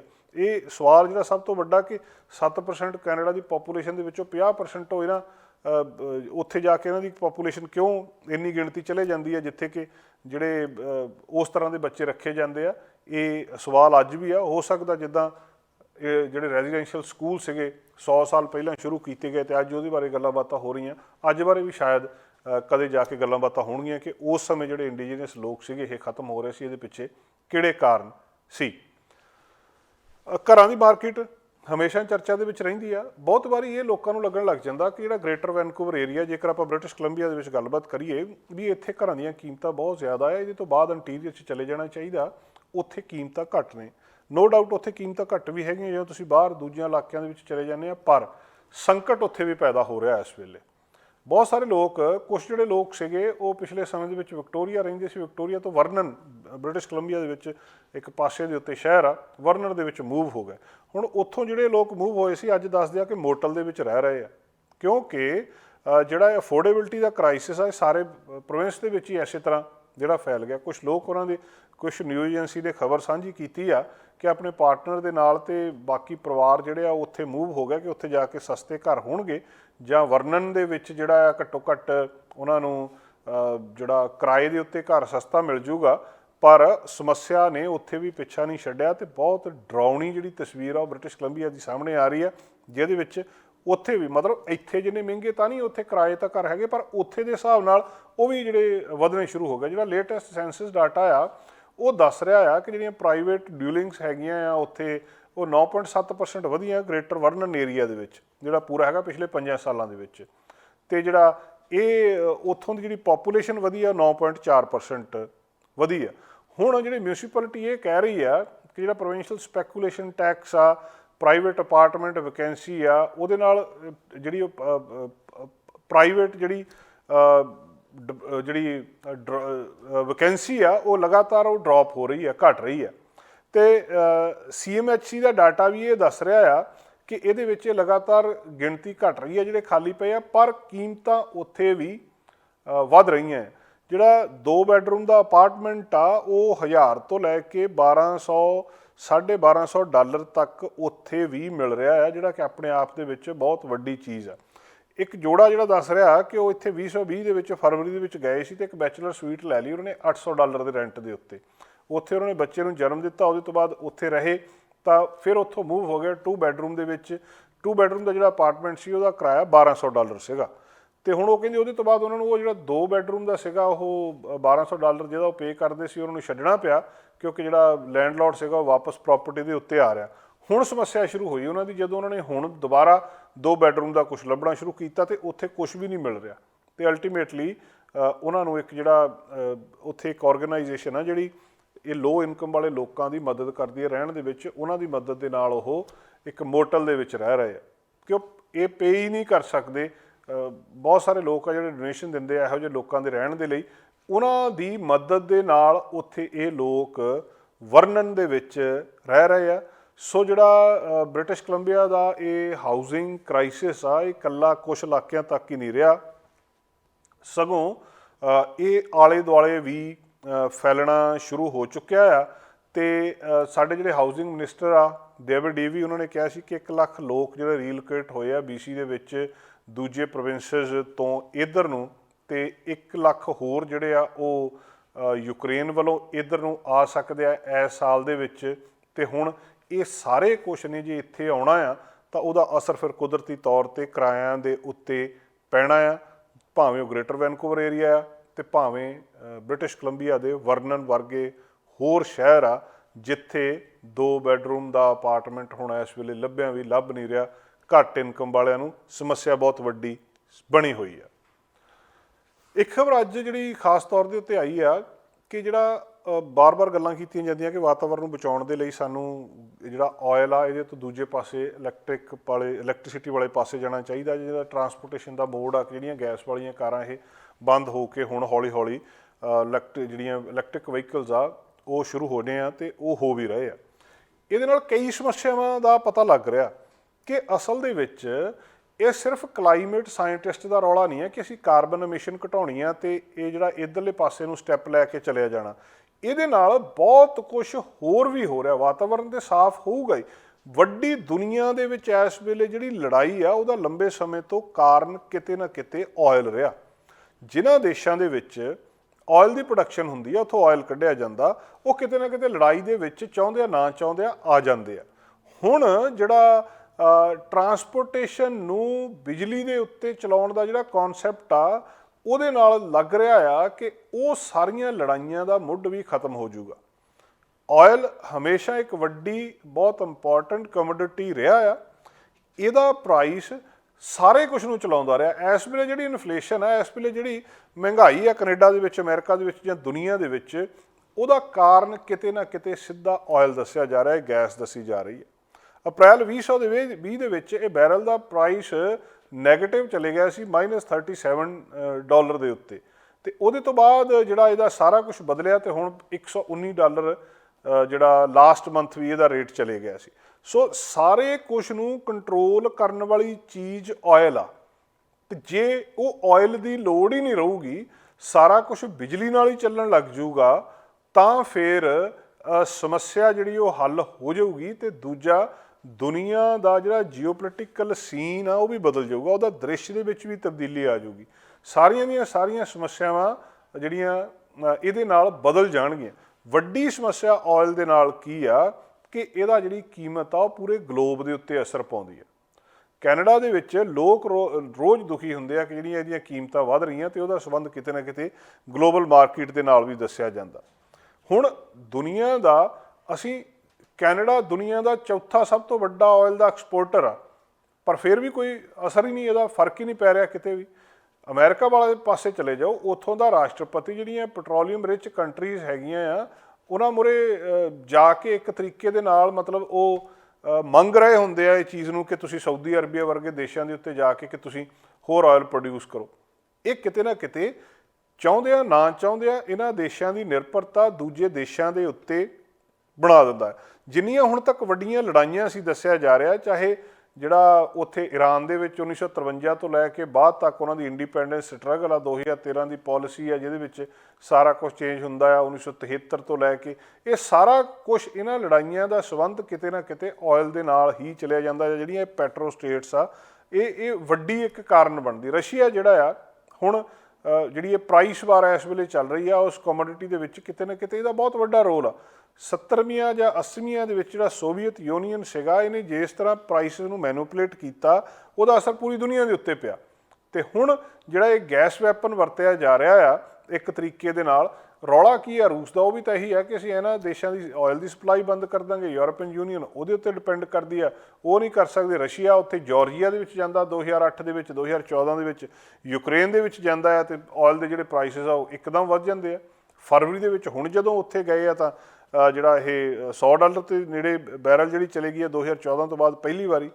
ਹੁਣ ਇਸ ਚੀਜ਼ ਦਾ ਹੱਲ ਬਿਜਲੀ ਦੇ ਵਿੱਚ ਲੱਭਿਆ ਜਾ ਰਿਹਾ। ਹਾਲਾਂਕਿ ਸਮੱਸਿਆ ਉਹਦੇ ਪਿੱਛੇ ਫੇਰ ਹੋਈ ਹੈ ਕਿ ਬਿਜਲੀ ਕਾਹਦੇ ਨਾਲ ਪੈਦਾ ਹੋਣੀ ਹੈ, ਤੇ ਉਹਨੂੰ ਦੇਖਿਆ ਜਾ ਰਿਹਾ ਕਿ ਜਿਹੜੀਆਂ ਨਿਊਕਲੀਅਰ ਰਿਐਕਟਰਸ ਹੈਗੇ ਆ, ਪਰਮਾਣੂ ਊਰਜਾ ਦੇ ਨਾਲ ਬਿਜਲੀ ਪੈਦਾ ਕੀਤੀ ਜਾਊਗੀ। ਤੇ ਦੁਨੀਆ ਦੇ ਵਿੱਚ ਜਿੱਥੇ ਵਾਤਾਵਰਣ ਸਾਫ਼ ਹੋਊਗਾ, ਉੱਥੇ ਇੱਕ ਵੱਡੀ ਸਮੱਸਿਆ ਜਿਹੜੀ ਦੁਨੀਆ ਦੇ ਵਿੱਚ ਲੜਾਈ ਦਾ, ਕਲੇਸ਼ ਦਾ ਇੱਕ ਕਾਰਨ ਆ, ਆਇਲ ਆ, ਉਹਦੇ ਤੋਂ ਡਿਪੈਂਡੈਂਸ ਹਟ ਕੇ ਸ਼ਾਇਦ ਦੁਨੀਆ ਦੇ ਵਿੱਚ ਜ਼ਿਆਦਾ ਸ਼ਾਂਤੀ ਆ ਜਾਵੇ। ਇਹ ਵੀ ਇੱਕ ਅੰਦਾਜ਼ਾ ਲਾਇਆ ਜਾ ਰਿਹਾ। ਇੱਕ ਖਬਰ ਵੈਨਕੂਵਰ ਤੋਂ। ਵੈਨਕੂਵਰ ਦੇ ਵਿੱਚ ਇੱਕ ਬਹੁਤ ਸਸਪੀਸ਼ੀਅਸ ਡਿਵਾਈਸ ਦੀ ਖਬਰ ਆਈ ਸੀ, ਜਿਹੜੀ ਐਨੂਅਲ ਮੈਰਾਥਨ ਹੋਣੀ ਸੀ, ਤੇ ਉਹ ਹੋਣ ਦੇ ਵਿੱਚ ਕਹਿੰਦੇ ਕਾਫੀ ਦੇਰੀ ਹੋ ਗਈ ਤੇ ਲੋਕਾਂ ਦੇ ਵਿੱਚ ਘਬਰਾਹਟ ਵੀ ਪੈਦਾ ਹੋ ਗਈ। VMO ਵੈਨਕੂਵਰ ਮੈਰਾਥਨ ਜਿਹੜੀ ਹਾਫ ਮੈਰਾਥਨ ਵੀ ਹੁੰਦੀ ਆ, ਜਿਹੜਾ ਅੱਧਾ ਡਿਸਟੈਂਸ ਹੁੰਦਾ ਆ, ਪੁਲਿਸ ਨੂੰ 5 ਵਜੇ ਤੜਕੇ ਕਹਿੰਦੇ ਉੱਥੇ ਐਤਵਾਰ ਨੂੰ ਜਦੋਂ ਇਹ ਹੋਣੀ ਸੀ, ਉਹ ਤੋਂ ਪਹਿਲਾਂ ਸੂਚਨਾ ਮਿਲੀ ਕਿ ਸਾਇੰਸ ਵਰਲਡ ਦੇ ਨੇੜੇ ਕੁਛ ਇੱਦਾਂ ਦਾ ਪਿਆ ਜਿਹੜਾ ਸਮਝ ਨਹੀਂ ਆਉਂਦਾ ਕੀ ਆ ਤੇ ਖਤਰਨਾਕ ਆ। ਤੇ ਦੂਜੀ ਗੱਲ ਇਹ ਜਿਹੜੇ ਜਿੰਨੇ ਦੌੜਾਕ ਸੀ ਇਹਨਾਂ ਨੇ ਉਹ ਸਾਇੰਸ ਵਰਲਡ ਦੇ ਨੇੜਿਓਂ ਹੋ ਕੇ ਜਾਣਾ ਸੀ। ਤੇ ਉਹਦੇ ਤੋਂ ਬਾਅਦ ਫਿਰ ਕਹਿੰਦੇ ਫੋਰਸ ਉੱਥੇ ਆਈ, ਐਮਰਜੈਂਸੀ ਰਿਸਪੌਂਸ ਟੀਮ ਉੱਥੇ ਪਹੁੰਚੀ, ਇੱਕ ਡਿਵਾਈਸ ਲੱਭਿਆ, ਉਹਦੀ ਖੋਜ ਪੜਤਾਲ ਕੀਤੀ ਤੇ ਬਾਅਦ ਵਿੱਚ ਪਤਾ ਇਹ ਲੱਗਿਆ ਵੀ ਉਹਦੇ ਵਿੱਚ ਖਤਰਾ ਕੋਈ ਨਹੀਂ, ਨਾ ਉਹ ਕੋਈ ਐਕਸਪਲੋਸਿਵ ਸੀਗਾ, ਨਾ ਉਹਦੇ ਵਿੱਚ ਕੋਈ ਲੋਕਾਂ ਨੂੰ ਖਤਰਾ ਆ, ਐਵੇਂ ਹੀ ਕੁਛ ਸੀਗਾ। ਤੇ ਉਹਨਾਂ ਨੇ ਉੱਥੋਂ ਚੱਕ ਲਿਆ ਤੇ ਉਹਦੇ ਬਾਅਦ ਘੰਟੇ ਦੀ ਦੇਰੀ ਦੇ ਨਾਲ ਇਹ ਰੇਸ ਸ਼ੁਰੂ ਹੋਈ, ਜਿਹੜੀ ਕਿ ਆਪਣੀ ਆਪ ਦੇ ਵਿੱਚ ਬਹੁਤ ਇੱਕ ਮਸ਼ਹੂਰ ਰੇਸ ਆ। ਹੁਣ ਪੁਲਿਸ ਨੇ ਇਹ ਤਾਂ ਨਹੀਂ ਦੱਸਿਆ ਵੀ ਇਹ ਕੀ ਸੀਗਾ, ਕਿੱਦਾਂ ਦਾ ਡਿਵਾਈਸ ਲੱਗਦਾ ਸੀਗਾ, ਇਹ ਬੰਬ ਸੀਗਾ ਜਾਂ ਇਹ ਸਾਇੰਸ ਵਰਲਡ ਦੇ ਦਰਵਾਜ਼ਿਆਂ ਦੇ ਨੇੜੇ ਕਿਉਂ ਰੱਖਿਆ ਗਿਆ, ਜਿਹੜਾ ਇਹ ਹਾਫ ਮੈਰਾਥਨ ਰੂਟ ਦੇ ਨੇੜੇ ਸੀਗਾ ਤੇ ਇਹਦੇ ਨੇੜਿਓਂ ਲੋਕਾਂ ਨੂੰ ਲੰਘਣਾ ਪੈਣਾ ਸੀ। ਪੁਲਿਸ ਇਹ ਜ਼ਰੂਰ ਕਹਿੰਦੀ ਆ ਵੀ ਇਹ ਮਾਮਲਾ ਥੋੜ੍ਹਾ ਜਿਹਾ ਸੀਰੀਅਸ ਸੀ। ਸਟੀਵ ਐਡੀਸਨ ਉੱਥੋਂ ਦੇ ਸਾਰਜੈਂਟ ਨੇ, ਉਹਨਾਂ ਨੇ ਇਹ ਦੱਸਿਆ ਕਿ ਇਹ ਬੰਬ ਸਕੁਐਡ ਫੋਰਸ ਉੱਥੇ ਬੁਲਾਈ ਗਈ ਸੀ ਤੇ ਉਹਨੂੰ ਬਹੁਤ ਚੰਗੇ ਤਰੀਕੇ ਦੇ ਨਾਲ ਉਹਨਾਂ ਨੇ ਬੜੀ ਸੇਫਟੀ ਦੇ ਨਾਲ ਉੱਥੇ ਉਹਨੂੰ ਕੀਤਾ। ਪਰ ਇੱਕ ਗੱਲ ਕਹਿੰਦੇ ਹੈਗੀ ਆ ਕਿ ਹੈਗਾ ਬਹੁਤ ਕੰਸਰਨਿੰਗ ਆ ਤੇ ਰੱਖਿਆ ਕਿਸੇ ਨੇ ਜਾਣਬੁੱਝ ਕੇ ਸੀ, ਤੇ ਜਿਸ ਕਿਸੇ ਨੇ ਵੀ ਇਹ ਬੰਬ ਦਾ ਭੁਲੇਖਾ ਪਾਉਣ ਵਾਲੀ ਚੀਜ਼ ਉੱਥੇ ਰੱਖੀ ਆ, ਉਹਦਾ ਇੱਕ ਮਤਲਬ ਜ਼ਰੂਰ ਸੀਗਾ ਕਿ ਲੋਕ ਜਿਹੜੇ ਉਹਨਾਂ ਦੇ ਵਿੱਚ ਡਰ ਪੈਦਾ ਹੋਵੇ ਤੇ ਲੋਕਾਂ ਦੇ ਵਿੱਚ ਘਬਰਾਹਟ ਪੈਦਾ ਹੋਵੇ, ਜਿਹੜੀ ਕਿ ਇੱਕ ਬਹੁਤ ਵੱਡੀ ਚਿੰਤਾ ਵਾਲੀ ਗੱਲ ਆ। ਤੇ ਇਹਦਾ ਸਟਾਰਟ ਜਿਹੜਾ ਸੀ ਉਹ ਡਿਸਟਰਪਟ ਹੋਇਆ। ਸ਼ਾਇਦ ਇਹ ਵੀ ਮੰਤਵ ਹੋ ਸਕਦਾ ਸੀ ਕਿ ਰੇਸ ਕਿਸੇ ਨਾ ਕਿਸੇ ਤਰ੍ਹਾਂ ਕੈਂਸਲ ਹੋ ਜਾਵੇ। ਜਿਹੜਾ ਮੇਜਰ ਕ੍ਰਾਈਮ ਸੈਕਸ਼ਨ ਆ ਵੈਨਕੂਵਰ ਪੁਲਿਸ ਡਿਪਾਰਟਮੈਂਟ ਦਾ ਤੇ ਉਹਨਾਂ ਦੀ ਫੋਰੈਂਸਿਕ ਆਇਡੈਂਟੀਫਿਕੇਸ਼ਨ ਯੂਨਿਟ ਆ, ਉਹ ਇਸ ਵੇਲੇ ਕੰਮ ਕਰ ਰਿਹਾ। ਹੋਰ ਐਡੀਸ਼ਨਲ ਐਵੀਡੈਂਸਿਸ ਲੱਭਣ ਦੇ ਲਈ ਵੀ ਇਹਦੇ ਵਿੱਚ ਕੀ ਕਾਰਨ ਸੀਗਾ। ਇਹ ਈਵੈਂਟ ਜਿਹੜਾ ਹਾਫ ਮੈਰਾਥਨ ਡਿਸਟੈਂਸ ਆ ਇਹਨੇ 7 ਵਜੇ ਸਵੇਰੇ ਸਟਾਰਟ ਹੋਣਾ ਸੀ, ਪਰ 8:30 ਵਜੇ ਦੇ ਨੇੜੇ ਸਟਾਰਟ ਹੋਇਆ। ਬਹੁਤ ਸਾਰੇ ਲੋਕ ਜਿਹੜੇ ਸੀਗੇ ਕਨਫਿਊਜ਼ ਹੋ ਗਏ ਉਸ ਵੇਲੇ, ਕਿਉਂਕਿ ਪੂਰੀ ਸੂਚਨਾ ਨਹੀਂ ਸੀ ਮਿਲ ਰਹੀ, ਖਬਰ ਨਹੀਂ ਸੀ ਇਹ ਕੱਲ੍ਹ ਸਵੇਰੇ ਮਿਲ ਰਹੀ ਕਿ ਹੋ ਕੀ ਰਿਹਾ ਆ ਇੱਥੇ। ਜਦੋਂ ਇਹ ਗੱਲਬਾਤ ਪਤਾ ਲੱਗੀ ਕਿ ਕੋਈ ਸਸਪੀਸ਼ੀਅਸ ਪੈਕੇਜ ਆ, ਕੋਈ ਇੱਦਾਂ ਦੀ ਬੰਬ ਵਰਗੀ ਚੀਜ਼ ਆ, ਤਾਂ ਲੋਕਾਂ ਦੇ ਵਿੱਚ ਹੋਰ ਜ਼ਿਆਦਾ ਘਬਰਾਹਟ ਪੈਦਾ ਹੋ ਗਈ। ਪਰ ਪੁਲਿਸ ਨੇ ਉਹਨੂੰ ਜਲਦੀ ਸਮੱਸਿਆ ਨੂੰ ਹੱਲ ਕਰਕੇ ਤੇ ਉਹਦੇ ਤੋਂ ਬਾਅਦ ਇਹ ਰੇਸ ਸ਼ੁਰੂ ਕਰਵਾ ਦਿੱਤੀ। 50th ਐਨੀਵਰਸਰੀ ਇਸ ਈਵੈਂਟ ਦੀ ਇਨ ਪਰਸਨ ਦੁਆਰਾ ਆਈ ਆ, ਅਤੇ 2021 ਦੇ ਵਿੱਚ ਪੈਂਡੈਮਿਕ ਸੀ, 2020 ਦੇ ਵਿੱਚ ਪੈਂਡੈਮਿਕ ਸੀ, ਨਹੀਂ ਹੋਈ ਸੀ। ਜਿਹੜੇ ਮੈਰਾਥਨ ਦੇ ਔਰਗੇਨਾਈਜ਼ਰ ਨੇ ਇਹਨਾਂ ਨੇ ਵਾਰਨਿੰਗ ਵੀ ਪਹਿਲਾਂ ਦਿੱਤੀ ਸੀ ਟ੍ਰੈਫਿਕ ਨਾਲ ਸੰਬੰਧ ਵਿੱਚ ਮਾਮਲੇ ਦੇ ਵਿੱਚ ਵੀ, ਅਤੇ 2019 ਦੇ ਵਿੱਚ 18,000 ਰਨਰ ਇਹਦੇ ਵਿੱਚ ਪਾਰਟੀਸਪੇਟ ਕੀਤਾ ਸੀ। ਆਪਣੇ ਆਪ ਦੇ ਵਿੱਚ ਜਿਹੜਾ ਇੱਕ ਬਹੁਤ ਵੱਡਾ ਰੈਕਟ ਸੀ। ਪਰ ਕੱਲ੍ਹ ਜਿਸ ਤਰੀਕੇ ਦੇ ਨਾਲ ਇਹਦੇ ਵਿੱਚ ਇਹ ਖਲਲ ਪਾਉਣ ਦੀ ਕੋਸ਼ਿਸ਼ ਕੀਤੀ ਗਈ ਆ, ਉਹ ਸੱਚਮੁੱਚ ਇੱਕ ਚਿੰਤਾ ਵਾਲੀ ਗੱਲ ਜ਼ਰੂਰ ਆ। ਬ੍ਰਿਟਿਸ਼ ਕੋਲੰਬੀਆ ਦੇ ਵਿੱਚ ਅਤੇ ਪੂਰੇ ਕੈਨੇਡਾ ਦੇ ਵਿੱਚ ਅਸੀਂ ਡਾਕਟਰਾਂ ਦੀ ਕਮੀ ਦਾ ਮਸਲਾ ਕਈ ਵਾਰੀ ਸਾਂਝਾ ਕੀਤਾ, ਅਤੇ ਬ੍ਰਿਟਿਸ਼ ਕੋਲੰਬੀਆ ਦੇ ਵਿੱਚ ਜਿੰਨੀ ਲੰਬੀ ਵੇਟਿੰਗ ਟਾਈਮ ਆ ਅਤੇ ਜਿੰਨਾ ਜ਼ਿਆਦਾ ਲੋਕਾਂ ਨੂੰ, ਮਿਲੀਅਨ ਦੇ ਕਰੀਬ ਲੋਕ ਡਾਕਟਰਾਂ ਤੋਂ ਬਿਨਾਂ ਨੇ, ਉਹਨਾਂ ਕੋਲ ਫੈਮਿਲੀ ਡਾਕਟਰ ਨਹੀਂ ਆ। ਸਿਹਤ ਨਾਲ ਸੰਬੰਧਿਤ ਇੱਕ ਹੋਰ ਸਮੱਸਿਆ ਅੱਜ ਅਖਬਾਰਾਂ ਦੇ ਵਿੱਚ ਸੁਰਖੀਆਂ ਬਣੀ ਆ, ਸਾਹਮਣੇ ਆਈ ਆ। ਉਹ ਇਹ ਆ ਕਿ ਉਹ ਲੋਕ ਜਿਨ੍ਹਾਂ ਨੇ ਆਪਣੇ ਗੋਡਿਆਂ ਦੀ ਸਰਜਰੀ ਕਰਾਉਣੀ ਆ, ਉਹ ਇਸ ਵੇਲੇ ਤੜਫ ਰਹੇ ਆ, ਉਡੀਕ ਰਹੇ ਆ, ਵਾਰੀ ਨਹੀਂ ਆ ਰਹੀ। ਨੀ ਸਰਜਰੀ ਇਹ ਇੱਕ ਬਹੁਤ ਮਹੱਤਵਪੂਰਨ ਚੀਜ਼ ਆ। ਗੋਡੇ ਦੁਖਣਾ ਆਮ ਗੱਲ ਆ, ਅਤੇ ਬਹੁਤ ਸਾਰੇ ਬਜ਼ੁਰਗਾਂ ਦੇ ਗੋਡੇ ਨਹੀਂ ਦੁਖਦੇ, ਉਹਨਾਂ ਤੋਂ ਪਹਿਲੀ ਉਮਰ ਵਾਲੇ ਲੋਕਾਂ ਦੇ ਗੋਡੇ ਵੀ ਦੁਖਣ ਲੱਗ ਪੈਂਦੇ ਆ। ਅਤੇ ਜਦੋਂ ਫਿਰ ਉਹਦੀ ਸਰਜਰੀ ਨਹੀਂ ਹੋ ਰਹੀ, ਲੋਕਾਂ ਦੇ ਕੰਮਕਾਰ ਛੁੱਟ ਰਹੇ ਆ, ਲੋਕ ਕੰਮਾਂ ਕਾਰਾਂ ਤੋਂ ਜਾਣ ਤੋਂ ਘਰਾਂ ਦੇ ਵਿੱਚ ਬੈਠੇ ਆ, ਦਰਦ ਨਾਲ ਕਰਾ ਰਹੇ ਆ, ਅਤੇ ਲੋਕਾਂ ਨੂੰ ਵਾਰੀ ਦੀ ਉਡੀਕ ਕਰਨੀ ਪੈ ਰਹੀ ਹੈ, ਵਾਰੀ ਨਹੀਂ ਆ ਰਹੀ। ਬਹੁਤ ਸਾਰੀਆਂ ਥਾਵਾਂ ਦੇ ਉੱਤੇ ਸਰਜਰੀ ਤੋਂ ਇੱਕ ਦਿਨ ਪਹਿਲਾਂ ਉਹਨਾਂ ਦੀ ਸਰਜਰੀ ਕੈਂਸਲ ਕਰ ਦਿੱਤੀ ਜਾਂਦੀ ਹੈ ਕਿ ਜੀ ਸਾਡੇ ਕੋਲ ਡਾਕਟਰ ਹੈ ਨਹੀਂ, ਆਪਰੇਸ਼ਨ ਰੂਮ ਹੈ ਨਹੀਂ, ਜਾਂ ਸਾਡੇ ਕੋਲ ਸਟਾਫ ਹੈ ਨਹੀਂ, ਤੁਹਾਡੀ ਸਰਜਰੀ ਅਗਲੀ ਵਾਰੀ ਕਰਾਂਗੇ। ਜਦੋਂ ਕਾਫੀ ਉਡੀਕ ਤੋਂ ਬਾਅਦ ਅਗਲੀ ਵਾਰੀ ਆਉਂਦੀ ਆ, ਫਿਰ ਇੱਕ ਦਿਨ ਪਹਿਲਾਂ ਉਹਨਾਂ ਨੂੰ ਫੋਨ ਆ ਜਾਂਦਾ ਜਾਂ ਸੂਚਨਾ ਆ ਜਾਂਦੀ ਕਿ ਕੱਲ੍ਹ ਨੂੰ ਤੁਹਾਡੀ ਜਿਹੜੀ ਸਰਜਰੀ ਹੋਣੀ ਸੀ ਉਹ ਨਹੀਂ ਹੋਣੀ, ਅਤੇ ਤੁਸੀਂ ਹੁਣ ਹੋਰ ਉਡੀਕ ਕਰੋ। ਅਤੇ ਉਹ ਦਰਦ ਦੇ ਨਾਲ ਜੀਣਾ, ਅਤੇ ਫਿਰ ਉਹਦਾ ਹੁੰਦਾ ਕੀ ਆ, ਲੋਕ ਨਸ਼ੇ ਦੇ ਉੱਤੇ ਲੱਗ ਜਾਂਦੇ। ਨਸ਼ੇ ਦੇ ਉੱਤੇ ਜਿਹੜੀਆਂ ਦਰਦ ਦੀਆਂ ਗੋਲੀਆਂ ਨੇ ਉਹ ਵੀ ਇੱਕ ਤਰ੍ਹਾਂ ਦਾ ਨਸ਼ਾ ਹੀ ਆ, ਅਤੇ ਜਿਹਦੇ ਅੱਗਿਓਂ ਫਿਰ ਸਿਹਤ ਨੂੰ ਨੁਕਸਾਨ ਉਹਨਾਂ ਦਾ ਹੋ ਰਿਹਾ। ਬਹੁਤ ਸਾਰੇ ਲੋਕ ਦੱਸ ਰਹੇ ਆ ਕਿ ਉਹਨਾਂ ਨੂੰ 2 ਸਾਲ ਤੋਂ ਜ਼ਿਆਦਾ ਵੇਟ ਕਰਦਿਆਂ ਨੂੰ ਹੋ ਗਿਆ ਪ੍ਰਿੰਸ ਜਾਰਜ ਦੇ ਵਿੱਚ, ਕਿ 2 ਸਾਲ ਹੋ ਗਏ ਸਾਨੂੰ ਉਡੀਕਦਿਆਂ ਨੂੰ, ਸਾਡੀ ਵਾਰੀ ਨਹੀਂ ਆ ਰਹੀ। ਅਤੇ ਉਹ ਕਹਿੰਦੇ ਅਸੀਂ ਹੁਣ ਥੱਕ ਚੁੱਕੇ ਹਾਂ, ਨਾ ਅਸੀਂ ਰੋਜ਼ ਦੇ ਆਪਣੇ ਕੰਮ ਕਰ ਰਹੇ ਹਾਂ ਜਿਹੜੇ ਜ਼ਰੂਰੀ ਕੰਮਕਾਰ ਕਰਨੇ ਹੁੰਦੇ, ਕਿਉਂਕਿ ਦਰਦ ਬਹੁਤ ਹੁੰਦਾ, ਅਤੇ ਨਾ ਹੀ ਉਹ ਕਹਿੰਦੇ ਅਸੀਂ ਆਪਣੇ ਕੰਮਾਂ ਦੇ ਉੱਤੇ ਚੰਗੀ ਤਰ੍ਹਾਂ ਜਾ ਸਕਦੇ ਹਾਂ। ਇਸ ਵੇਲੇ ਬ੍ਰਿਟਿਸ਼ ਕੋਲੰਬੀਆ ਦੇ ਵਿੱਚ 8,315 ਮਰੀਜ਼ ਉਡੀਕ ਕਰ ਰਹੇ ਆ ਆਪਣੀ ਗੋਡਿਆਂ ਦੀ ਸਰਜਰੀ ਦੇ ਲਈ। 31 ਮਾਰਚ 2020 ਤੱਕ ਦਾ ਡਾਟਾ ਇਹ ਦੱਸ ਰਿਹਾ ਹੈ। ਹੁਣ 8315 ਮਰੀਜ਼ ਉਡੀਕ ਕਰ ਰਿਹਾ, ਅਤੇ ਵਾਰੀ ਉਹਨਾਂ ਦੀ ਲੱਗਦਾ ਨਹੀਂ ਕਿ ਆਉਣ ਵਾਲੇ ਸਮੇਂ ਦੇ ਵਿੱਚ ਕਿਤੇ ਆਉਣੀ ਹੈ। ਇੱਕ ਸਰਜੀਕਲ ਕ੍ਰਾਈਸਿਸ ਇਹਨੂੰ ਕਿਹਾ ਜਾ ਰਿਹਾ, ਕਿ ਸਟਾਫ ਦੀ ਕਮੀ ਕਰਕੇ ਜਿਹੜੀ ਕਪੈਸਿਟੀ ਹੌਸਪੀਟਲਸ ਦੀ ਕਿੰਨੇ ਮਰੀਜ਼ਾਂ ਦੀ ਸਰਜਰੀ ਕਰਨੀ ਉਹਦੇ ਵਿੱਚ ਦੇਰੀ ਕਰਕੇ, ਪਿੱਛੇ ਕੋਵਿਡ ਕਰਕੇ ਇਹ 8000 ਤੋਂ ਜ਼ਿਆਦਾ ਜਿਹੜਾ ਮਰੀਜ਼ ਆ ਇਸ ਵੇਲੇ ਉਡੀਕ ਰਹੇ ਆ ਕਿ ਕਦੋਂ ਸਾਡੀ ਵਾਰੀ ਆਉਂਦੀ ਆ, ਸਾਨੂੰ ਗੋਡਿਆਂ ਦੀ ਦਰਦ ਤੋਂ ਰਾਹਤ ਮਿਲਦੀ ਆ। ਜਿਹੜੇ ਇੱਕ ਰਾਇਲ ਇੰਡੀਅਨ ਹੌਸਪੀਟਲ ਆ ਕੈਮਲੂਪਸ ਦੇ ਵਿੱਚ, ਉੱਥੇ ਵੀ ਦੱਸਿਆ ਜਾ ਰਿਹਾ ਕਿ ਜਿਹੜੀਆਂ 40 ਤੋਂ 50% ਉੱਤੇ ਚਲੀਆਂ ਗਈਆਂ ਇਹ ਔਰਥੋਪੈਡਿਕ ਸਰਜਰੀਜ਼ ਦੀ ਵੇਟ ਲਿਸਟ। ਕੈਂਸਲੇਸ਼ਨ ਇੱਕ ਉਹ ਕਹਿੰਦੇ ਆਮ ਹੋ ਗਈ ਆ, ਕੋਈ ਦਿਨ ਹੀ ਇੱਦਾਂ ਦਾ ਜਾਂਦਾ ਜਿੱਦਣ ਅਸੀਂ ਵੀ ਸਾਰੀਆਂ ਸਰਜਰੀ ਜਿਹੜੀਆਂ ਸਕੈਜੂਲ ਕੀਤੀਆਂ ਉਸੇ ਤਰ੍ਹਾਂ ਕੀਤੀਆਂ ਹੋਣ, ਅਤੇ ਕਿਸੇ ਦਿਨ ਇਹ ਨਾ ਕਹਿਣਾ ਪਵੇ ਕਿ ਅੱਜ ਜਿਹੜੀ ਸਰਜਰੀ ਨਹੀਂ ਹੋਣੀ। ਇਹ ਕੋਈ ਦਿਨ ਹੀ ਹੁੰਦਾ। ਸਰਕਾਰ ਕਹਿੰਦੀ ਅਸੀਂ ਯਤਨ ਕਰ ਰਹੇ ਹਾਂ, ਅਸੀਂ ਬਹੁਤ ਸਾਰੀਆਂ ਥਾਵਾਂ ਇੱਦਾਂ ਦੀਆਂ ਖਰੀਦ ਰਹੇ ਹਾਂ। 2 ਪ੍ਰਾਈਵੇਟ ਵੈਨਕੂਵਰ ਆਈਲੈਂਡ ਦੇ ਸਰਜੀਕਲ ਫੈਸਿਲਿਟੀਜ਼ ਜਿਹੜੇ ਹੈਗੇ ਆ, ਰਾਇਲ ਸਰਜੀਕਲ ਸੈਂਟਰ ਵਿਕਟੋਰੀਆ ਦੇ ਵਿੱਚ ਅਤੇ ਸੀਫੀਲਡ ਸਰਜੀਕਲ ਸੈਂਟਰ ਨਨਾਈਮੋ ਦੇ ਵਿੱਚ, ਉਹ ਕਹਿੰਦੇ ਅਸੀਂ ਇਹਨੂੰ ਖਰੀਦ ਲਿਆ ਅਤੇ ਇਹਨੂੰ ਪਬਲਿਕ ਹੈਲਥ ਸਿਸਟਮ ਦਾ ਪਾਰਟ ਬਣਾ ਦਿੱਤਾ, ਅਤੇ ਇਹਦੇ ਉੱਤੇ $11.5 ਮਿਲੀਅਨ ਦੋਵਾਂ ਲੋਕੇਸ਼ਨ ਦੇ ਉੱਤੇ ਲੱਗਿਆ, ਅਤੇ ਕੁਛ ਮਹੀਨਿਆਂ ਦੇ ਵਿੱਚ ਸ਼ੁਰੂ ਹੋ ਜਾਣਗੇ ਅਤੇ ਲੋਕਾਂ ਨੂੰ ਇਹਦੇ ਤੋਂ ਰਾਹਤ ਮਿਲ ਜੂਗੀ। ਪਰ ਜਿਹੜੇ ਲੋਕ ਉਡੀਕ ਕਰ ਰਹੇ ਆ ਇਸ ਵੇਲੇ ਉਹਨਾਂ ਨੂੰ ਵੱਡੀ ਸਮੱਸਿਆ ਵੇਟਿੰਗ ਲਿਸਟ। ਕੱਲੀ ਨੀ ਸਰਜਰੀ ਨਹੀਂ, ਹੋਰ ਵੀ ਬਹੁਤ ਸਾਰੀਆਂ ਚੀਜ਼ਾਂ ਨੇ ਕਿ ਹਸਪਤਾਲ ਦੇ ਵਿੱਚ ਬੈੱਡ ਨਹੀਂ ਪੂਰੇ, ਸਟਾਫ ਨਹੀਂ ਪੂਰਾ, ਇਹ ਵੱਡੀ ਜਿਹੜਾ ਬੈਕਲੌਗ ਆ ਲਗਾਤਾਰ ਜਮ੍ਹਾਂ ਹੋ ਰਿਹਾ। ਕਾਰਨ ਇਹਦਾ ਮੁੱਖ ਤੌਰ 'ਤੇ ਇਹ ਦੱਸਿਆ ਜਾ ਰਿਹਾ ਕਿ ਜਿਹੜੀਆਂ ਹੈਲਥ ਕੇਅਰ ਫੈਸਿਲਿਟੀਜ਼ ਆ ਉਹੀ ਹੈ ਨਹੀਂ ਸਾਡੇ ਕੋਲ, ਜਿੰਨੀਆਂ ਹੈਲਥ ਕੇਅਰ ਫੈਸਿਲਿਟੀਜ਼ ਸਾਡੇ ਕੋਲ ਚਾਹੀਦੀਆਂ ਉਹ ਹੈ ਹੀ ਨਹੀਂ।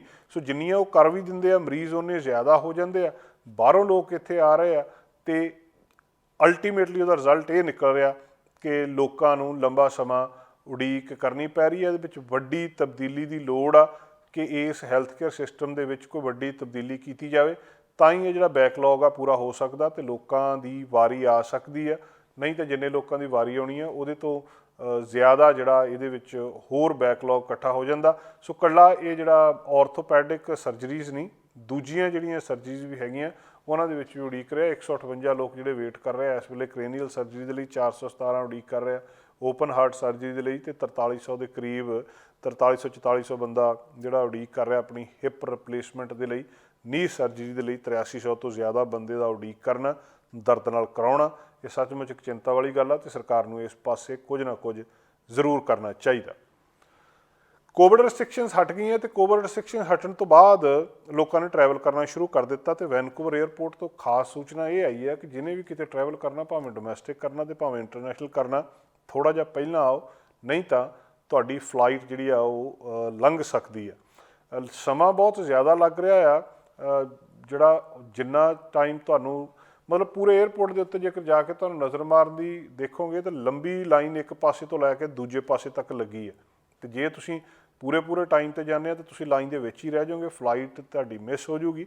ਬਹੁਤ ਸਾਰੇ ਲੋਕਾਂ ਨਾਲ ਇਹ ਸਾਰਾ ਕੁਝ ਹੋ ਰਿਹਾ ਆ ਤੇ ਖ਼ਾਸ ਤੌਰ 'ਤੇ ਹੁਣ ਉਹ ਜਿਹੜੇ ਅਥਾਰਟੀਜ਼ ਆ ਉਹ ਕਹਿ ਰਹੀਆਂ ਕਿ ਤੁਹਾਨੂੰ ਘੱਟੋ ਘੱਟ ਪਹਿਲਾਂ ਉੱਥੇ ਪਹੁੰਚਣਾ ਚਾਹੀਦਾ, ਪਹੁੰਚ ਕੇ ਜਿਹੜਾ ਆਪਣਾ ਸਾਰਾ ਫਾਰਮੈਲਿਟੀਜ਼ ਆ ਪੂਰੀਆਂ ਕਰਨੀਆਂ ਚਾਹੀਦੀਆਂ।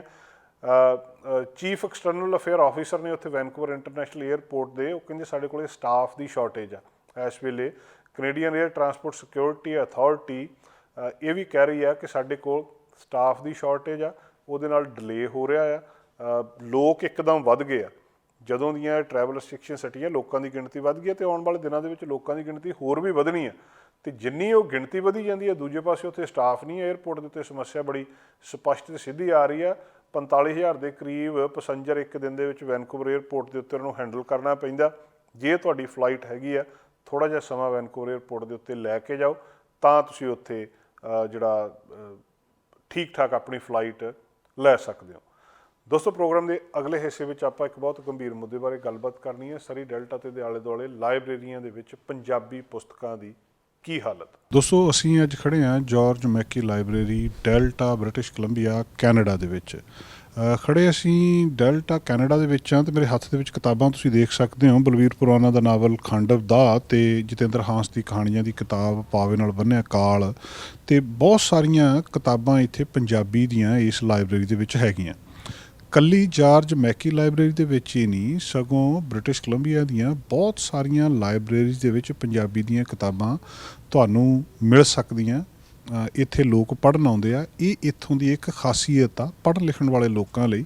ਲੇਟੈਸਟ ਕਿਤਾਬਾਂ ਪੰਜਾਬੀ ਦੀਆਂ ਜਿਹੜੀਆਂ ਛਪਦੀਆਂ ਕੈਨੇਡਾ ਦੇ ਬ੍ਰਿਟਿਸ਼ ਕੋਲੰਬੀਆ ਸੂਬੇ ਦੇ ਵਿੱਚ ਇਹਨਾਂ ਲਾਇਬ੍ਰੇਰੀਆਂ ਦੇ ਵਿੱਚ ਮਿਲਦੀਆਂ ਆ।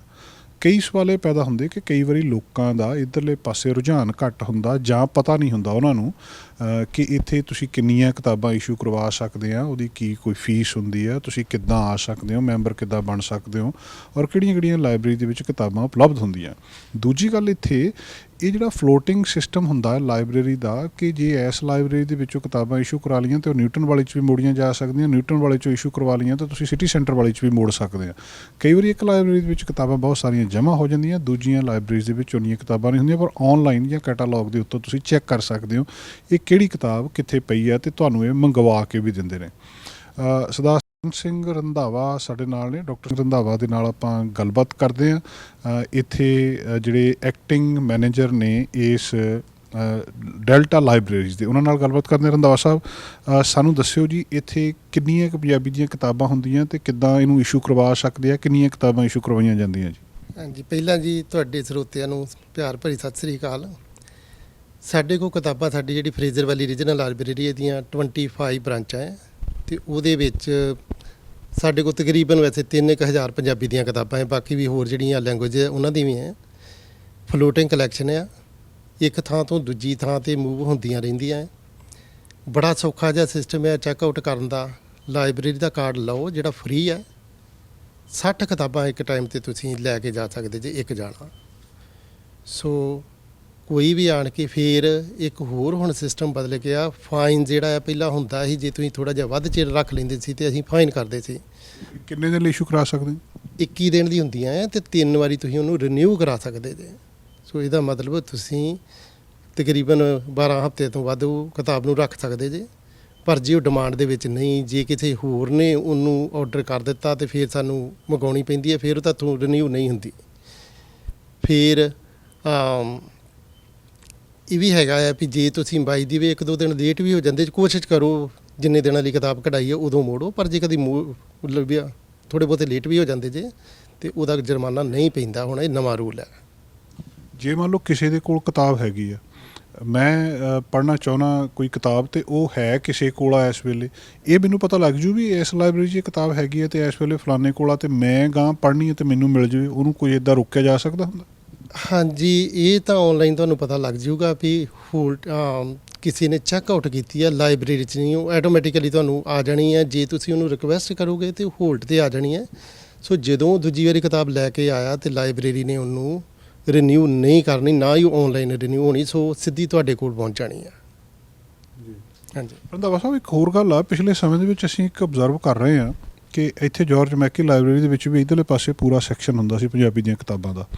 ਨਿਊਟਨ ਲਾਇਬ੍ਰੇਰੀ ਦੇ ਵਿੱਚ ਵੀ 2-3 ਸੈਕਸ਼ਨ ਹੁੰਦੇ ਸੀਗੇ।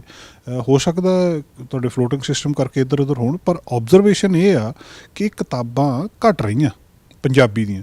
ਇਹ ਮਤਲਬ ਕੋਈ ਕਿਤਾਬ ਪਹਿਲਾਂ ਇੱਥੇ ਹੁੰਦੀ ਸੀ, ਅੱਜ ਉਹ ਹੈ ਨਹੀਂ ਇੱਥੇ, ਤੇ ਉਹ ਸਰਕੂਲੇਸ਼ਨ 'ਚ ਵੀ ਨਹੀਂ ਦਿਖਦੀ ਕਈ ਵਾਰੀ। ਇਹ ਕਿਤਾਬਾਂ ਬਾਹਰ ਕਿੱਦਾਂ ਕਰ ਦਿੰਦੇ ਹੋ ਲਾਇਬ੍ਰੇਰੀ 'ਚੋਂ? ਕਿਤਾਬਾਂ ਮਤਲਬ ਕੱਢ ਵੀ ਦਿੰਦੇ ਹੋ ਤੁਸੀਂ ਕਿ ਇਹ ਕਿਤਾਬ ਨਹੀਂ ਰਹੂਗੀ ਲਾਇਬ੍ਰੇਰੀ 'ਚ? ਹਾਂਜੀ, ਇੱਕ ਜੀ ਸਾਡਾ ਸਿਸਟਮ ਆ, ਜਿਹੜੀਆਂ ਕਿਤਾਬਾਂ ਤਕਰੀਬਨ 1 ਸਾਲ, ਜਿਹੜੀ ਵੀ ਕਿਤਾਬ ਸਰਕੂਲੇਸ਼ਨ ਨਹੀਂ ਹੁੰਦੀ, ਬਾਹਰ ਨਹੀਂ ਜਾਂਦੀ ਸਾਡੇ ਬੀਡਿੰਗ ਦੇ ਵਿੱਚ, ਉਹ ਆਟੋਮੈਟਿਕਲੀ ਅਸੀਂ ਉਹਨੂੰ ਕਲੈਕਸ਼ਨ ਤੋਂ ਬਾਹਰ ਕੱਢ ਦਿੰਦੇ ਹਾਂ।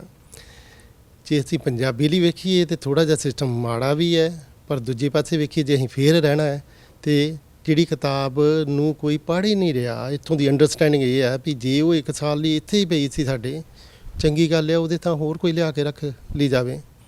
ਸੋ ਉਹਦੇ ਵਿੱਚ ਕਿਹੜੀ ਲੈਂਗੁਏਜ ਦੀ ਕਿਤਾਬ ਨੇ ਬਾਹਰ ਚਲੇ ਜਾਣਾ ਹੈ, ਇਹ ਉਹ ਜਿਹੜੀ ਲੈਂਗੁਏਜ ਦੇ ਪੜ੍ਹਨ ਵਾਲੇ ਹੁੰਦੇ ਉਹਨਾਂ 'ਤੇ ਡਿਪੈਂਡ ਕਰਦਾ ਹੈ। ਜੇ ਤਾਂ ਉਹ ਬਹੁਤ ਜ਼ਿਆਦਾ ਪੜ੍ਹਨ ਵਾਲੇ ਆ ਫਿਰ ਤਾਂ ਨੈਚੁਰਲੀ ਉਹ ਟਿਕੀਆਂ ਰਹਿਣਗੀਆਂ, ਉਹਨਾਂ ਦੀ ਕਲੈਕਸ਼ਨ ਵੱਧਦੀ ਰਹੂਗੀ। ਪਰ ਜੇ ਉਹ ਨਹੀਂ ਪੜ੍ਹਦੇ ਤਾਂ ਉਹ ਆਪਣੇ ਆਪ ਹੀ ਬਾਹਰ ਚੱਲ ਜੂਗੀ।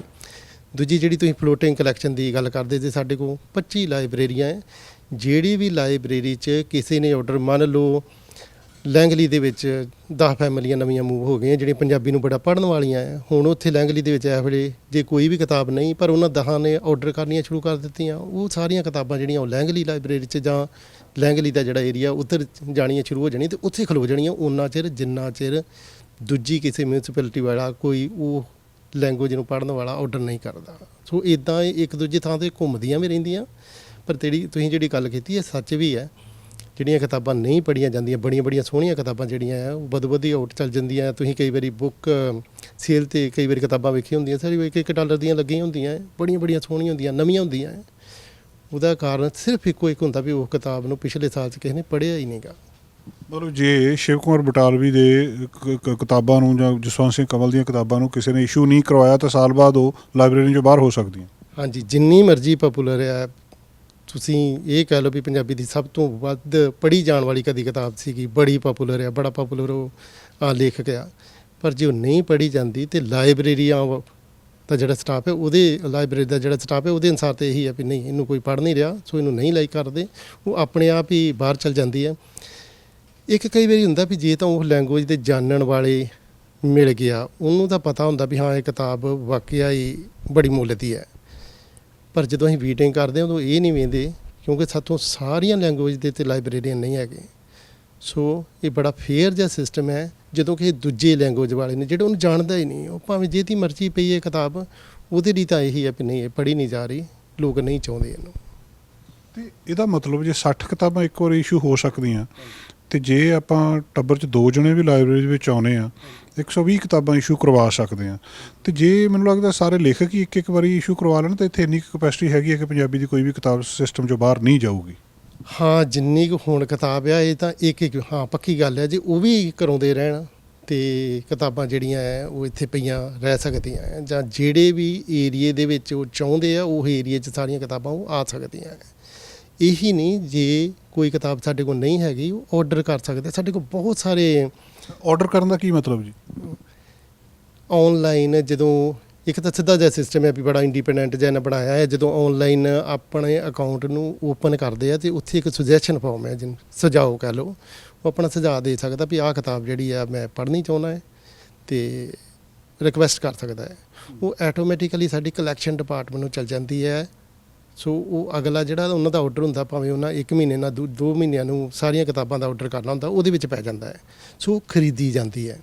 ਅਸੀਂ ਪਹਿਲਾਂ ਕਿਤਾਬਾਂ ਜਿਹੜੀਆਂ ਸੀ ਉਹ ਜਿਹੜੀਆਂ ਡੋਨੇਸ਼ਨ ਦਿੰਦੇ ਸੀ ਉਹ ਰੱਖ ਲੈਂਦੇ ਸੀਗੇ, ਪਰ ਹੁਣ ਸਾਨੂੰ ਇਹ ਲੱਗਦਾ ਵੀ ਜੇ ਕੋਈ ਡਿਮਾਂਡ ਕਰੂਗਾ ਉਹ ਕਿਤਾਬ ਨੂੰ ਘੱਟੋ ਘੱਟ ਉਹ ਬੰਦਾ ਤਾਂ ਪੜ੍ਹੂਗਾ। ਸੋ ਅਸੀਂ ਜਿਹੜੀ ਡੋਨੇਸ਼ਨ ਹੈ ਉਹ ਤਾਂ ਲੈਣੀ ਬੰਦ ਕਰਤੀ, ਪਰ ਦੂਜੇ ਪਾਸੇ ਖੋਲ੍ਹ ਦਿੱਤਾ। ਇੱਕ ਹੋਰ ਸਾਡਾ ਸਿਸਟਮ ਹੈਗਾ ਜਿਹੜਾ ਫਰੇਜ਼ਰ ਵਾਲੀ ਸਾਡੀਆਂ ਲਾਇਬ੍ਰੇਰੀਆਂ ਜਿਹੜੀਆਂ ਡੈਲਟਾ ਤੋਂ ਲੈ ਕੇ ਤੇ ਹੋਪ ਬੋਸਟਨ ਬਾਰ ਤੱਕ ਹੈ ਸਾਰੀਆਂ, ਇੱਧਰੋਂ ਮੇਪਰਿਜ ਪੋਰਟ ਕਕਿਟਲਮ ਅਸੀਂ ਕਵਰ ਕਰਦੇ ਹਾਂ। ਇਹਦੇ ਵਿੱਚ ਜੇ ਇਹਨਾਂ ਮਿਊਨਿਸਪੈਲਿਟੀ ਦਾ ਵਿੱਚ ਰਹਿੰਦਾ ਹੈ ਸਾਡਾ ਕੋਈ ਲੇਖਕ, ਕੋਈ ਵੀ ਲੈਂਗੁਏਜ ਦਾ ਹੋ ਸਕਦਾ ਹੈ, ਉਹ ਆਨਲਾਈਨ ਸਾਡਾ ਫਾਰਮ ਹੈ, ਆਥਰ ਇੰਡੀ ਸਮਥਿੰਗ ਲਾਈਕ ਦਾ ਉਹਦਾ ਨਾਮ ਹੈ। ਸੋ ਆਨਲਾਈਨ ਫਾਰਮ ਜੇ ਜਮ੍ਹਾਂ ਕਰਾਉਂਦਾ ਤੇ ਉਹਦੀਆਂ ਘੱਟੋ ਘੱਟ 3 ਕਿਤਾਬਾਂ ਜਿਹੜੀਆਂ ਸਿਸਟਮ ਦੇ ਵਿੱਚ ਆਟੋਮੈਟਿਕਲੀ ਖਰੀਦਣੀਆਂ ਪੈਂਦੀਆਂ। ਅਸੀਂ ਸਿਸਟਮ ਬਣਾਇਆ ਹੈ।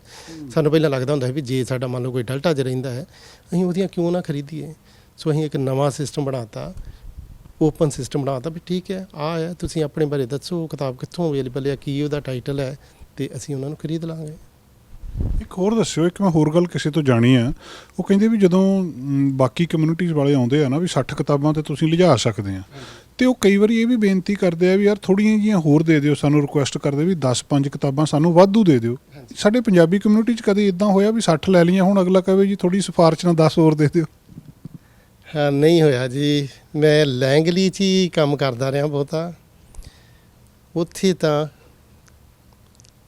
ਮੇਨਲੀ ਇੰਗਲਿਸ਼ ਵਾਲੀਆਂ ਜਿਹੜੀਆਂ ਮੈਥੋਂ ਇੱਕ ਹੀ ਸਿਫਾਰਿਸ਼ ਉਦੋਂ ਤੱਕ ਉੱਥੇ ਆਉਂਦੀ ਰਹੀ ਸੀ ਵੀ ਹਾਂ ਸਾਨੂੰ ਕਿਤਾਬਾਂ 'ਚ 5-4 ਅਸੀਂ ਹੋਰ ਲੈ ਜਾਈਏ, ਅਸੀਂ ਆਪਣੀਆਂ ਵਾਪਸ ਨਹੀਂ ਲਿਆ ਸਕੇ। ਸੋ ਇੱਦਾਂ ਦੀਆਂ ਆਮ ਸੀਗੀਆਂ। ਜੇ ਤੁਸੀਂ ਸਪੈਸੀਫਿਕ ਪੰਜਾਬੀ ਲਈ ਪੁੱਛਦੇ ਜੇ ਤੇ ਨਹੀਂ, ਕਦੀ ਵੀ ਮੈਂ ਕਦੀ ਕਿਸੇ ਦੇ ਹੱਥ 'ਚ 60 ਕਿਤਾਬਾਂ ਲੈ ਕੇ ਜਾਂਦਾ ਵੀ ਨਹੀਂ ਦੇਖਿਆ ਹੈ ਨਾ। ਜੇ ਤੁਸੀਂ ਆਖੋ ਵੀ ਹਾਂ ਪੰਜਾਬੀ ਦੀਆਂ 60 ਉਹਨੇ ਕਿਤਾਬਾਂ ਕਦੀ ਲੈ ਕੇ ਗਿਆ ਸੀਗਾ, ਤੇ ਇਹ ਤਾਂ 2-4 ਜਣੇ ਆਉਣ ਤਾਂ ਇੱਥੋਂ ਦੀਆਂ ਜਿੰਨੀਆਂ ਕਿ ਕਿਤਾਬਾਂ ਪਈਆਂ ਸਾਰੀਆਂ ਲੈ ਕੇ ਜਾ ਸਕਦੇ ਆ। ਸੋ ਮੇਨਲੀ ਅਸੀਂ ਬੇਨਤੀ ਇਹੀ ਕਰਦੇ ਹਾਂ ਵੀ ਆਓ ਲਾਇਬ੍ਰੇਰੀ ਦੇ ਵਿੱਚ ਸਾਡਾ ਬੜਾ ਵੱਡਾ ਵਡਮੁੱਲਾ ਜਿਹੜਾ ਹੈ ਤੁਹਾਨੂੰ ਇੱਥੇ ਪਿਆ ਹੈ, ਲੈ ਕੇ ਜਾਇਆ ਕਰੋ, ਆਪ ਪੜ੍ਹਿਆ ਕਰੋ, ਬੱਚਿਆਂ ਨੂੰ ਪੜ੍ਹਨ ਦੀ ਆਦਤ ਪਾਓ। ਇਸ ਲਾਇਬ੍ਰੇਰੀ ਦੇ ਵਿੱਚ 2 ਜਾਣੇ ਪੰਜਾਬੀ ਵਾਲੇ ਆਏ, ਇੱਕ ਪਲੱਸ ਪੁਆਇੰਟ ਆ ਖਾਸ ਕਰਕੇ ਪੰਜਾਬੀ ਵਾਲੇ ਨੂੰ। ਇੱਥੋਂ ਦੀ ਜਿਹੜੀ ਕਮਿਊਨਿਟੀ ਲਾਇਬ੍ਰੇਰੀਅਨ ਆ ਮਨਾਕਸ਼ੀ ਸਿੱਧੂ, ਉਹ ਪੰਜਾਬੀ ਦੇ ਹੈ, ਮੈਨੇਜਰ ਪੰਜਾਬੀ ਦਾ ਹੈ। ਮੇਰੇ ਥੱਲੇ ਇੱਥੋਂ ਦੀਆਂ 3 ਲਾਇਬ੍ਰੇਰੀਆਂ ਆਉਂਦੀਆਂ, ਲੈਡਨ ਹੈ, ਟਵਾਸਨ ਹੈ, ਇਹ ਨਾਰਥ ਡੈਲਟਾ ਵਾਲੀ ਹੈ, ਮੈਂ ਵੀ ਪੰਜਾਬੀ ਬੋਲ ਲੈਂਦਾ ਹੈ। ਸੋ ਜੇ ਕਦੀ ਕਿਸੇ ਨੇ ਪੰਜਾਬੀ ਤੇ ਸਪੈਸੀਫਿਕ ਜੇ ਹੋਰ ਲੈਂਗੁਏਜ ਕਿਸੇ ਦੀ ਡਿਫੀਕਲਟੀ ਵੀ ਹੈ ਤਾਂ ਉਹ ਪੁੱਛ ਸਕਦੇ ਆ, ਪੰਜਾਬੀ 'ਚ ਸਵਾਲ ਪੁੱਛ ਸਕਦੇ ਆ। ਸਾਡਾ ਇੱਕ ਨਾ ਬੁੱਕ ਲਾਇਬ੍ਰੇਰੀਅਨ ਦਾ ਪ੍ਰੋਗਰਾਮ ਹੁੰਦਾ ਜਿੱਥੇ ਅੱਧੇ ਘੰਟੇ ਲਈ ਤੁਸੀਂ ਲਾਇਬ੍ਰੇਰੀਅਨ ਨੂੰ ਬੁੱਕ ਕਰ ਸਕਦੇ ਜੇ। ਅੱਛਾ ਜੀ। ਹਾਂ, ਤੇ ਜੇ ਕਦੀ ਕਿਸੇ ਨੇ ਇਹ ਵੇਖਣਾ ਹੋਵੇ ਨਾ ਵੀ ਹਾਂ ਕੰਪਿਊਟਰ ਨਹੀਂ ਆਉਂਦਾ ਜਾਂ ਇੱਦਾਂ ਦਾ ਕੋਈ ਵੀ ਸਵਾਲ ਵੀ ਪੁੱਛਣਾ ਹੋਵੇ ਤੇ ਅੱਧੇ ਘੰਟੇ ਲਈ ਉਹ ਲਾਇਬ੍ਰੇਰੀਅਨ ਨੂੰ ਬੁੱਕ ਕਰਕੇ ਪੁੱਛ ਸਕਦਾ ਹੈ ਨਾ। ਸੋ ਇੱਥੇ ਇੰਨਾ ਕੁਛ ਹੈ, ਅੱਖਾਂ ਮੀਟ ਕੇ ਸੋਚ ਲਓ, ਉੱਦਾਂ ਦੀਆਂ ਸਰਵਿਸ ਇੱਥੇ ਪ੍ਰੋਵਾਈਡ ਹੁੰਦੀਆਂ ਹੈ। ਹੁਣ ਅਸੀਂ ਇਸ ਹਫ਼ਤੇ ਤੋਂ ਇਨਸਾਈਡ ਜਿਹੜੇ ਪ੍ਰੋਗਰਾਮ ਹੁੰਦੇ ਸੀਗੇ, ਬੱਚਿਆਂ ਦੇ ਪ੍ਰੋਗਰਾਮ ਹੁੰਦੇ ਸੀ, ਸਟੋਰੀ ਟਾਈਮ ਹੈ, ਬੇਬੀ ਟਾਈਮ ਆ, ਇਸ ਹਫ਼ਤੇ ਤੋਂ ਫਰੇਜ਼ਰ ਵੈਲੀ 'ਚ ਖੁੱਲ੍ਹ ਗਏ ਆ ਉਹ। ਪਹਿਲਾਂ 2 ਸਾਲ ਅਸੀਂ ਉਹ ਨਹੀਂ ਚਲਾਏ। ਸੋ ਬੱਚਿਆਂ ਨੂੰ ਲੈ ਕੇ ਆਓ, ਅੱਗੇ ਜਾ ਕੇ ਸਮਰ ਰੀਡਿੰਗ ਕਲੱਬ ਸ਼ੁਰੂ ਹੋ ਜਾਣਾ ਹੈ। ਉਹਨਾਂ 2 ਮਹੀਨਿਆਂ ਦੇ ਵਿੱਚ ਤਾਂ ਜਿਹੜੇ ਬਾਕੀ ਲੈਂਗੁਏਜ ਵਾਲੇ ਆ ਉਹ ਤਾਂ ਪੂਰੇ ਪਰਿਵਾਰ ਨੂੰ ਲੈ ਕੇ ਆਉਂਦੇ ਆ। ਸਾਡੀਆਂ ਲਾਇਬ੍ਰੇਰੀਆਂ ਖਾਲੀ ਹੋ ਜਾਂਦੀਆਂ ਜੇ ਉਹਨਾਂ 2 ਹਫ਼ਤਿਆਂ ਦੇ ਵਿੱਚ ਤੁਸੀਂ ਪੰਜਾਬੀ ਦੀਆਂ ਕਿਤਾਬਾਂ ਫਿਰ ਵੀ ਇੱਥੇ ਪਈਆਂ ਵੇਖੀਆਂ ਨਾ, ਤੇ ਫਿਰ ਨੈਚੁਰਲੀ ਆ ਸਾਡੇ ਵਾਕਈ ਘੱਟ ਪੜ੍ਹਦੇ ਆ ਹੈ ਨਾ। ਇੱਕ ਮੋਟੀ ਜਿਹੀ ਉਦਾਹਰਨ ਹੈ, ਤੁਸੀਂ ਹੁਣ ਵੇਖੋ ਸਾਡੀ ਭਰੀ ਪਈ ਆ ਲਾਇਬ੍ਰੇਰੀ। ਕਦੀ ਜੁਲਾਈ ਅਗਸਤ 'ਚ ਆਣ ਕੇ ਵੇਖੋ, ਤੁਸੀਂ ਇਹ ਸੋਚਣਾ ਵੀ ਅੱਛਾ ਇਹਨਾਂ ਤਾਂ ਕਿਤਾਬਾਂ ਸਾਰੀਆਂ ਬਾਹਰ ਹੀ ਸੁੱਟ ਦਿੱਤੀਆਂ। ਉਹਨਾਂ ਮਹੀਨਿਆਂ 'ਚ ਆਣ ਕੇ ਉਦਾਹਰਨ ਕਿਸੇ ਵੀ ਲੈਂਗੁਏਜ ਦੀ, ਇਹ ਨਹੀਂ ਵੀ ਇਹ ਪੰਜਾਬੀ ਦੀ, ਕਿਸੇ ਵੀ ਲੈਂਗੁਏਜ ਦੀ ਤੁਸੀਂ ਉਦਾਹਰਨ ਲੈ ਸਕਦੇ ਜੀ ਵੀ ਹਾਂ ਉੱਥੋਂ ਦੇ ਪੜ੍ਹਨ ਵਾਲੇ ਕਿੰਨੇ ਕੁ, ਤੇ ਉਹ ਆਪਣੇ ਬੱਚਿਆਂ ਨੂੰ ਨਾਲ ਲੈ ਕੇ ਕਿੰਨੇ ਕੁ ਆਉਂਦੇ, ਤੇ ਉਹ ਆਪ ਜਾਂ ਬੱਚਿਆਂ ਨੂੰ ਕਿਤਾਬਾਂ ਕਿੰਨੀਆਂ ਕੁ ਪੜ੍ਹਾਉਂਦੇ ਆ ਆਪਣੀ ਲੈਂਗੁਏਜ ਦੀਆਂ। ਅੱਛਾ, ਇੱਥੇ ਬੱਚਿਆਂ ਨੂੰ ਲੈ ਕੇ ਆਇਆ ਜਾ ਸਕਦਾ ਜੀ? ਉਹ ਕੀ ਹੁੰਦਾ ਫਿਰ ਬੱਚਿਆਂ ਨੂੰ ਲੈ ਕੇ, ਮਤਲਬ ਇੱਥੇ ਆਉਣਾ ਚਾਹੀਦਾ ਲਾਇਬ੍ਰੇਰੀ ਜਿਹੜੀਆਂ ਤੁਸੀਂ ਦੱਸ ਰਹੇ ਹੋ ਕੋਈ ਸਟੋਰੀ ਟਾਈਮ ਜਾਂ? ਹਾਂ ਜੀ, ਜ਼ਰੂਰ ਆਉਣਾ ਚਾਹੀਦਾ। ਜਿਹੜੀ ਹੈ ਨਾ ਪੜ੍ਹਨ ਦੀ ਆਦਤ, ਉਹ ਬਚਪਨ ਤੋਂ ਹੀ ਸ਼ੁਰੂਆਤ ਹੁੰਦੀ ਹੈ। ਸੋ ਇੱਥੇ ਤਾਂ ਇੱਦਾਂ ਦੇ ਵੀ ਹੈਗੇ ਆ ਜਿਹੜੇ 5-7 ਦਿਨ ਦਾ ਬੱਚਾ ਹੋਇਆ ਤੇ ਉਹਨੂੰ ਲੈ ਕੇ ਬੇਬੀ ਟਾਈਮ ਲਈ ਕਹਿੰਦੇ ਆ। ਜਦੋਂ ਬੱਚਾ ਬਹੁਤ ਛੋਟਾ ਵੀ ਹੁੰਦਾ ਨਾ, ਈਵਨ ਮਾਂ ਦੇ ਪੇਟ 'ਚ ਹੀ ਬੱਚਾ ਜਿਹੜਾ ਸਿੱਖਣਾ ਸ਼ੁਰੂ ਕਰ ਦਿੰਦਾ ਹੈ। ਸੋ ਉਦੋਂ ਹੀ ਉਹ ਥੋੜ੍ਹੇ ਬਹੁਤੇ ਜਿਹੜੇ ਸ਼ਬਦ ਆ ਉਹ ਸਿੱਖਣੇ ਸ਼ੁਰੂ ਕਰ ਦਿੰਦਾ, ਉਹਨੂੰ ਜਿੱਦਾਂ ਦੇ ਸਿਖਾਏ ਜਾਂਦੇ ਆ। ਪਹਿਲਾਂ ਬੇਬੀ ਟਾਈਮ ਸ਼ੁਰੂ ਹੁੰਦਾ ਹੈ, ਜਿਹੜਾ 2 ਸਾਲ ਤੋਂ ਛੋਟਾ ਹੈ, ਫਿਰ ਉਹ ਟੋਟਲ ਟਾਈਮ ਸ਼ੁਰੂ ਹੋ ਜਾਂਦਾ। 2 ਸਾਲ ਤੋਂ ਛੋਟੇ ਬੱਚੇ ਵੀ ਲਾਇਬ੍ਰੇਰੀ ਚ ਆਉਂਦੇ ਜੀ? ਹਾਂ, ਇੱਕ ਦਿਨ ਦਾ ਵੀ ਭਾਵੇਂ ਲੈ ਕੇ ਆਓ। ਲਾਇਬ੍ਰੇਰੀ ਵਾਲਿਆਂ ਦੀ ਤੇ ਡਿਊਟੀ ਹੈ, ਉਹਨਾਂ ਨੂੰ ਹੈ ਨਾ ਸਟੋਰੀ ਟਾਈਮ ਕਰਨਾ ਹੀ ਆ ਉਹਨਾਂ ਨੇ। ਸੋ ਫਿਰ ਥੋੜ੍ਹੇ ਜਿਉਂ ਵੱਡੇ ਹੁੰਦੇ ਆ, ਫਿਰ ਉਹ ਸਟੋਰੀ ਟਾਈਮ ਸ਼ੁਰੂ ਹੁੰਦਾ, ਫਿਰ ਟੀਨਸ ਦੇ ਪ੍ਰੋਗਰਾਮ ਹੁੰਦੇ ਆ, ਫਿਰ ਅਡਲਟ ਦੇ ਪ੍ਰੋਗਰਾਮ ਹੁੰਦੇ ਆ। ਸਾਡੇ ਜਿੱਦਾਂ ਸਪੈਸ਼ਲ ਪ੍ਰੋਗਰਾਮ ਹੈ, ਜਿਹੜੇ ਨਵੇਂ ਲੋਕ ਆਉਂਦੇ ਆ ਉਹਨਾਂ ਲਈ ਅਸੀਂ ਕਨਵਰਸੇਸ਼ਨ ਸਰਕਲ ਇੱਥੇ ਚਲਾਇਆ, ਐਵਰੀ ਵੀਕ ਹੁੰਦਾ ਹੈ। ਹਾਲ ਦੀ ਘੜੀ ਉਹ ਔਨਲਾਈਨ ਚੱਲਦਾ ਹੈ, ਪਰ ਜੇ ਸਾਨੂੰ ਇਹ ਲੱਗੇ ਵੀ ਹਾਂ ਇਹ ਲਾਇਬ੍ਰੇਰੀ 'ਚ ਜਾਂ ਡੈਲਟਾ ਦੀ ਹੋਰ ਵੀ ਕਿਸੇ ਲਾਇਬ੍ਰੇਰੀ ਦੇ ਵਿੱਚ ਜਿਹੜੀ ਮੇਰੇ ਅੰਡਰ ਆਉਂਦੀਆਂ ਹੈ, ਜੇ ਲੱਗਦਾ ਹੈ ਵੀ ਹਾਂ ਕੋਈ ਗਰੁੱਪ ਹੈਗਾ ਜਿਹੜਾ ਅੰਗਰੇਜ਼ੀ ਸਿੱਖਣ ਦਾ ਵਧੇਗਾ, ਅਤੇ ਸਾਡੇ ਕੋਲ ਟੀਚਰ ਹੈਗੇ ਆ, ਸਾਡੇ ਕੋਲ ਇੰਸਟਰਕਟਰ ਆਲਰੇਡੀ ਹੈਗੇ ਆ, ਉਹ ਔਨਲਾਈਨ ਪ੍ਰੋਗਰਾਮ ਕਰਦੇ ਆ ਅਤੇ ਚੱਲਦਾ ਹੈ ਬੜਾ। ਇੱਕ ਸਾਡਾ ਕੁੱਕ ਬੁੱਕ ਕਲੱਬ ਹੈ, ਉਹ ਬੜਾ ਇੰਟਰਸਟਿੰਗ ਹੈ, ਔਨਲਾਈਨ ਹੈ। ਲੋਕ ਆਪਣੀਆਂ ਰੈਸਪੀਆਂ ਸ਼ੇਅਰ ਕਰਦੇ ਆ, ਇੰਡੀਅਨ ਰੈਸਪੀਜ਼ ਲੋਕ ਵੈਸੇ ਵੀ ਬੜੇ ਲਾਈਕ ਕਰਦੇ ਆ। ਸੋ ਉਹਦੇ 'ਚ ਭਾਗ ਲਿਆ ਜਾ ਸਕਦਾ ਹੈ। ਜਿਹੜੇ ਲੋਕ ਨਵੇਂ ਹੈ, ਇੰਗਲਿਸ਼ ਇੰਪਰੂਵ ਕਰਨਾ ਚਾਹੁੰਦੇ ਆ, ਸੈਵਰਲ ਪ੍ਰੋਗਰਾਮ ਹੈ ਸਾਡੇ ਕੋਲ, ਹੈ ਨਾ ਜੀ। ਬਹੁਤ ਬਹੁਤ ਸ਼ੁਕਰੀਆ ਰੰਧਾਵਾ ਸਾਹਿਬ, ਮਿਹਰਬਾਨੀ, ਤੁਸੀਂ ਬਹੁਤ ਹੀ ਵਡਮੁੱਲੀ ਜਾਣਕਾਰੀ ਸਾਡੇ ਨਾਲ ਸਾਂਝੀ ਕੀਤੀ ਹੈ। ਮਿਹਰਬਾਨੀ ਜੀ। ਧੰਨਵਾਦ ਜੀ, ਤੁਸੀਂ ਆਏ, ਬੜਾ ਚੰਗਾ ਲੱਗਾ। Thank you so much. ਸ਼ੁਕਰੀਆ। ਦੋਸਤੋ, ਅਸੀਂ ਰੰਧਾਵਾ ਸਾਹਿਬ ਨਾਲ ਗੱਲਬਾਤ ਕੀਤੀ ਆ। ਇੱਕ ਗੱਲ ਤਾਂ ਜਿਹੜੀ ਬੇਨਤੀ ਵੀ ਹੈ ਸਾਰਿਆਂ ਨੂੰ ਕਿ ਘੱਟੋ ਘੱਟ ਕਿਤਾਬਾਂ ਸਰਕੂਲੇਸ਼ਨ 'ਚੋਂ ਬਾਹਰ ਨਾ ਹੋਣ। ਇਹ ਕਿਤਾਬਾਂ ਆਪਾਂ ਇਸ਼ੂ ਕਰਵਾਈਏ। 60 ਕਿਤਾਬਾਂ ਇੱਕ ਬੰਦਾ ਇਸ਼ੂ ਕਰਵਾ ਸਕਦਾ, ਸਾਲ 'ਚ ਇੱਕ ਵਾਰ ਇਸ਼ੂ ਕਰਵਾ ਲਓ ਅਤੇ ਕਿਤਾਬ ਨਿਯਮਾਂ ਦੇ ਹਿਸਾਬ ਨਾਲ ਲਾਇਬ੍ਰੇਰੀ ਦੇ ਵਿੱਚ ਰਹੂਗੀ। ਇਸ਼ੂ ਵੀ ਕਰਵਾਉਣੀਆਂ ਚਾਹੀਦੀਆਂ ਅਤੇ ਪੜ੍ਹਨੀਆਂ ਵੀ ਚਾਹੀਦੀਆਂ। ਦੂਜੀਆਂ ਜਿੰਨੇ ਇੱਥੇ ਪ੍ਰੋਗਰਾਮ ਨੇ, ਜਿਵੇਂ ਬੜੀਆਂ ਹੈਰਾਨੀਜਨਕ ਗੱਲਾਂ ਦੱਸ ਰਿਹਾ ਕਿ 5-7 ਦਿਨ ਦੇ ਬੱਚੇ ਨੂੰ ਲੈ ਕੇ ਵੀ ਲੋਕ ਲਾਇਬ੍ਰੇਰੀ ਦੇ ਵਿੱਚ ਆ ਜਾਂਦੇ ਆ, ਇਹ ਮੰਨ ਕੇ ਕਿ ਇਹ ਕੁਛ ਨਾ ਕੁਛ ਸੁਣ ਰਿਹਾ ਇਸ ਵੇਲੇ ਅਤੇ ਸਮਝ ਰਿਹਾ, ਜਿਹਦਾ ਇਹਦੇ ਲੇਟਰ ਸਟੇਜ ਦੇ ਉੱਤੇ ਜਾ ਕੇ ਫਰਕ ਪੈਣਾ ਆ। ਇਹ ਬਹੁਤ ਚੰਗੀ ਗੱਲ ਆ। ਔਰ ਜਿਵੇਂ ਰੰਧਾਵਾ ਸਾਹਿਬ ਨੇ ਕਿਹਾ, ਤੁਸੀਂ ਸਿਰਫ ਕਲਪਨਾ ਕਰ ਲਓ ਉਸ ਸਹੂਲਤ ਦੀ ਜਿਹੜੀ ਸ਼ਾਇਦ ਪੜ੍ਹਨ ਵਾਲਿਆਂ ਨੂੰ ਕਿਤੇ ਦੁਨੀਆ ਦੇ ਕਿਸੇ ਵੀ ਹਿੱਸੇ 'ਚ ਮਿਲ ਸਕਦੀ ਹੋਵੇ, ਜਾਂ ਉਹਨਾਂ ਨੇ ਇਹ ਇੱਛਾ ਕੀਤੀ ਹੋਵੇ ਕਿ ਮੈਨੂੰ ਆਹ ਚੀਜ਼ ਚਾਹੀਦੀ ਆ ਪੜ੍ਹਨ ਦੇ ਲਈ, ਉਹ ਸਾਰੀਆਂ ਇਹਨਾਂ ਲਾਇਬ੍ਰੇਰੀਜ਼ ਦੇ ਵਿੱਚ ਹੈਗੀਆਂ ਆ। ਪੰਜਾਬੀ ਪੜ੍ਹਨੀ ਚਾਹੁੰਦੇ ਹੋ, ਭਾਈ ਵੀਰ ਸਿੰਘ, ਪ੍ਰੋਫੈਸਰ ਪੂਰਨ ਸਿੰਘ, ਪ੍ਰੋਫੈਸਰ ਮੋਹਨ ਸਿੰਘ ਵੀ ਇੱਥੇ ਮਿਲ ਸਕਦੇ ਆ।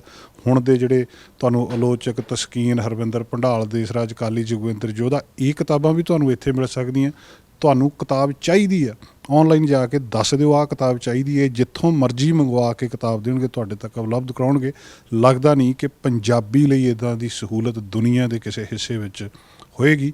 ਇਹ ਇੱਥੇ ਦੀ ਇੱਕ ਬਹੁਤ ਵਿਲੱਖਣ ਅਤੇ ਮਾਣ ਕਰਨ ਵਾਲੀ ਗੱਲ ਆ।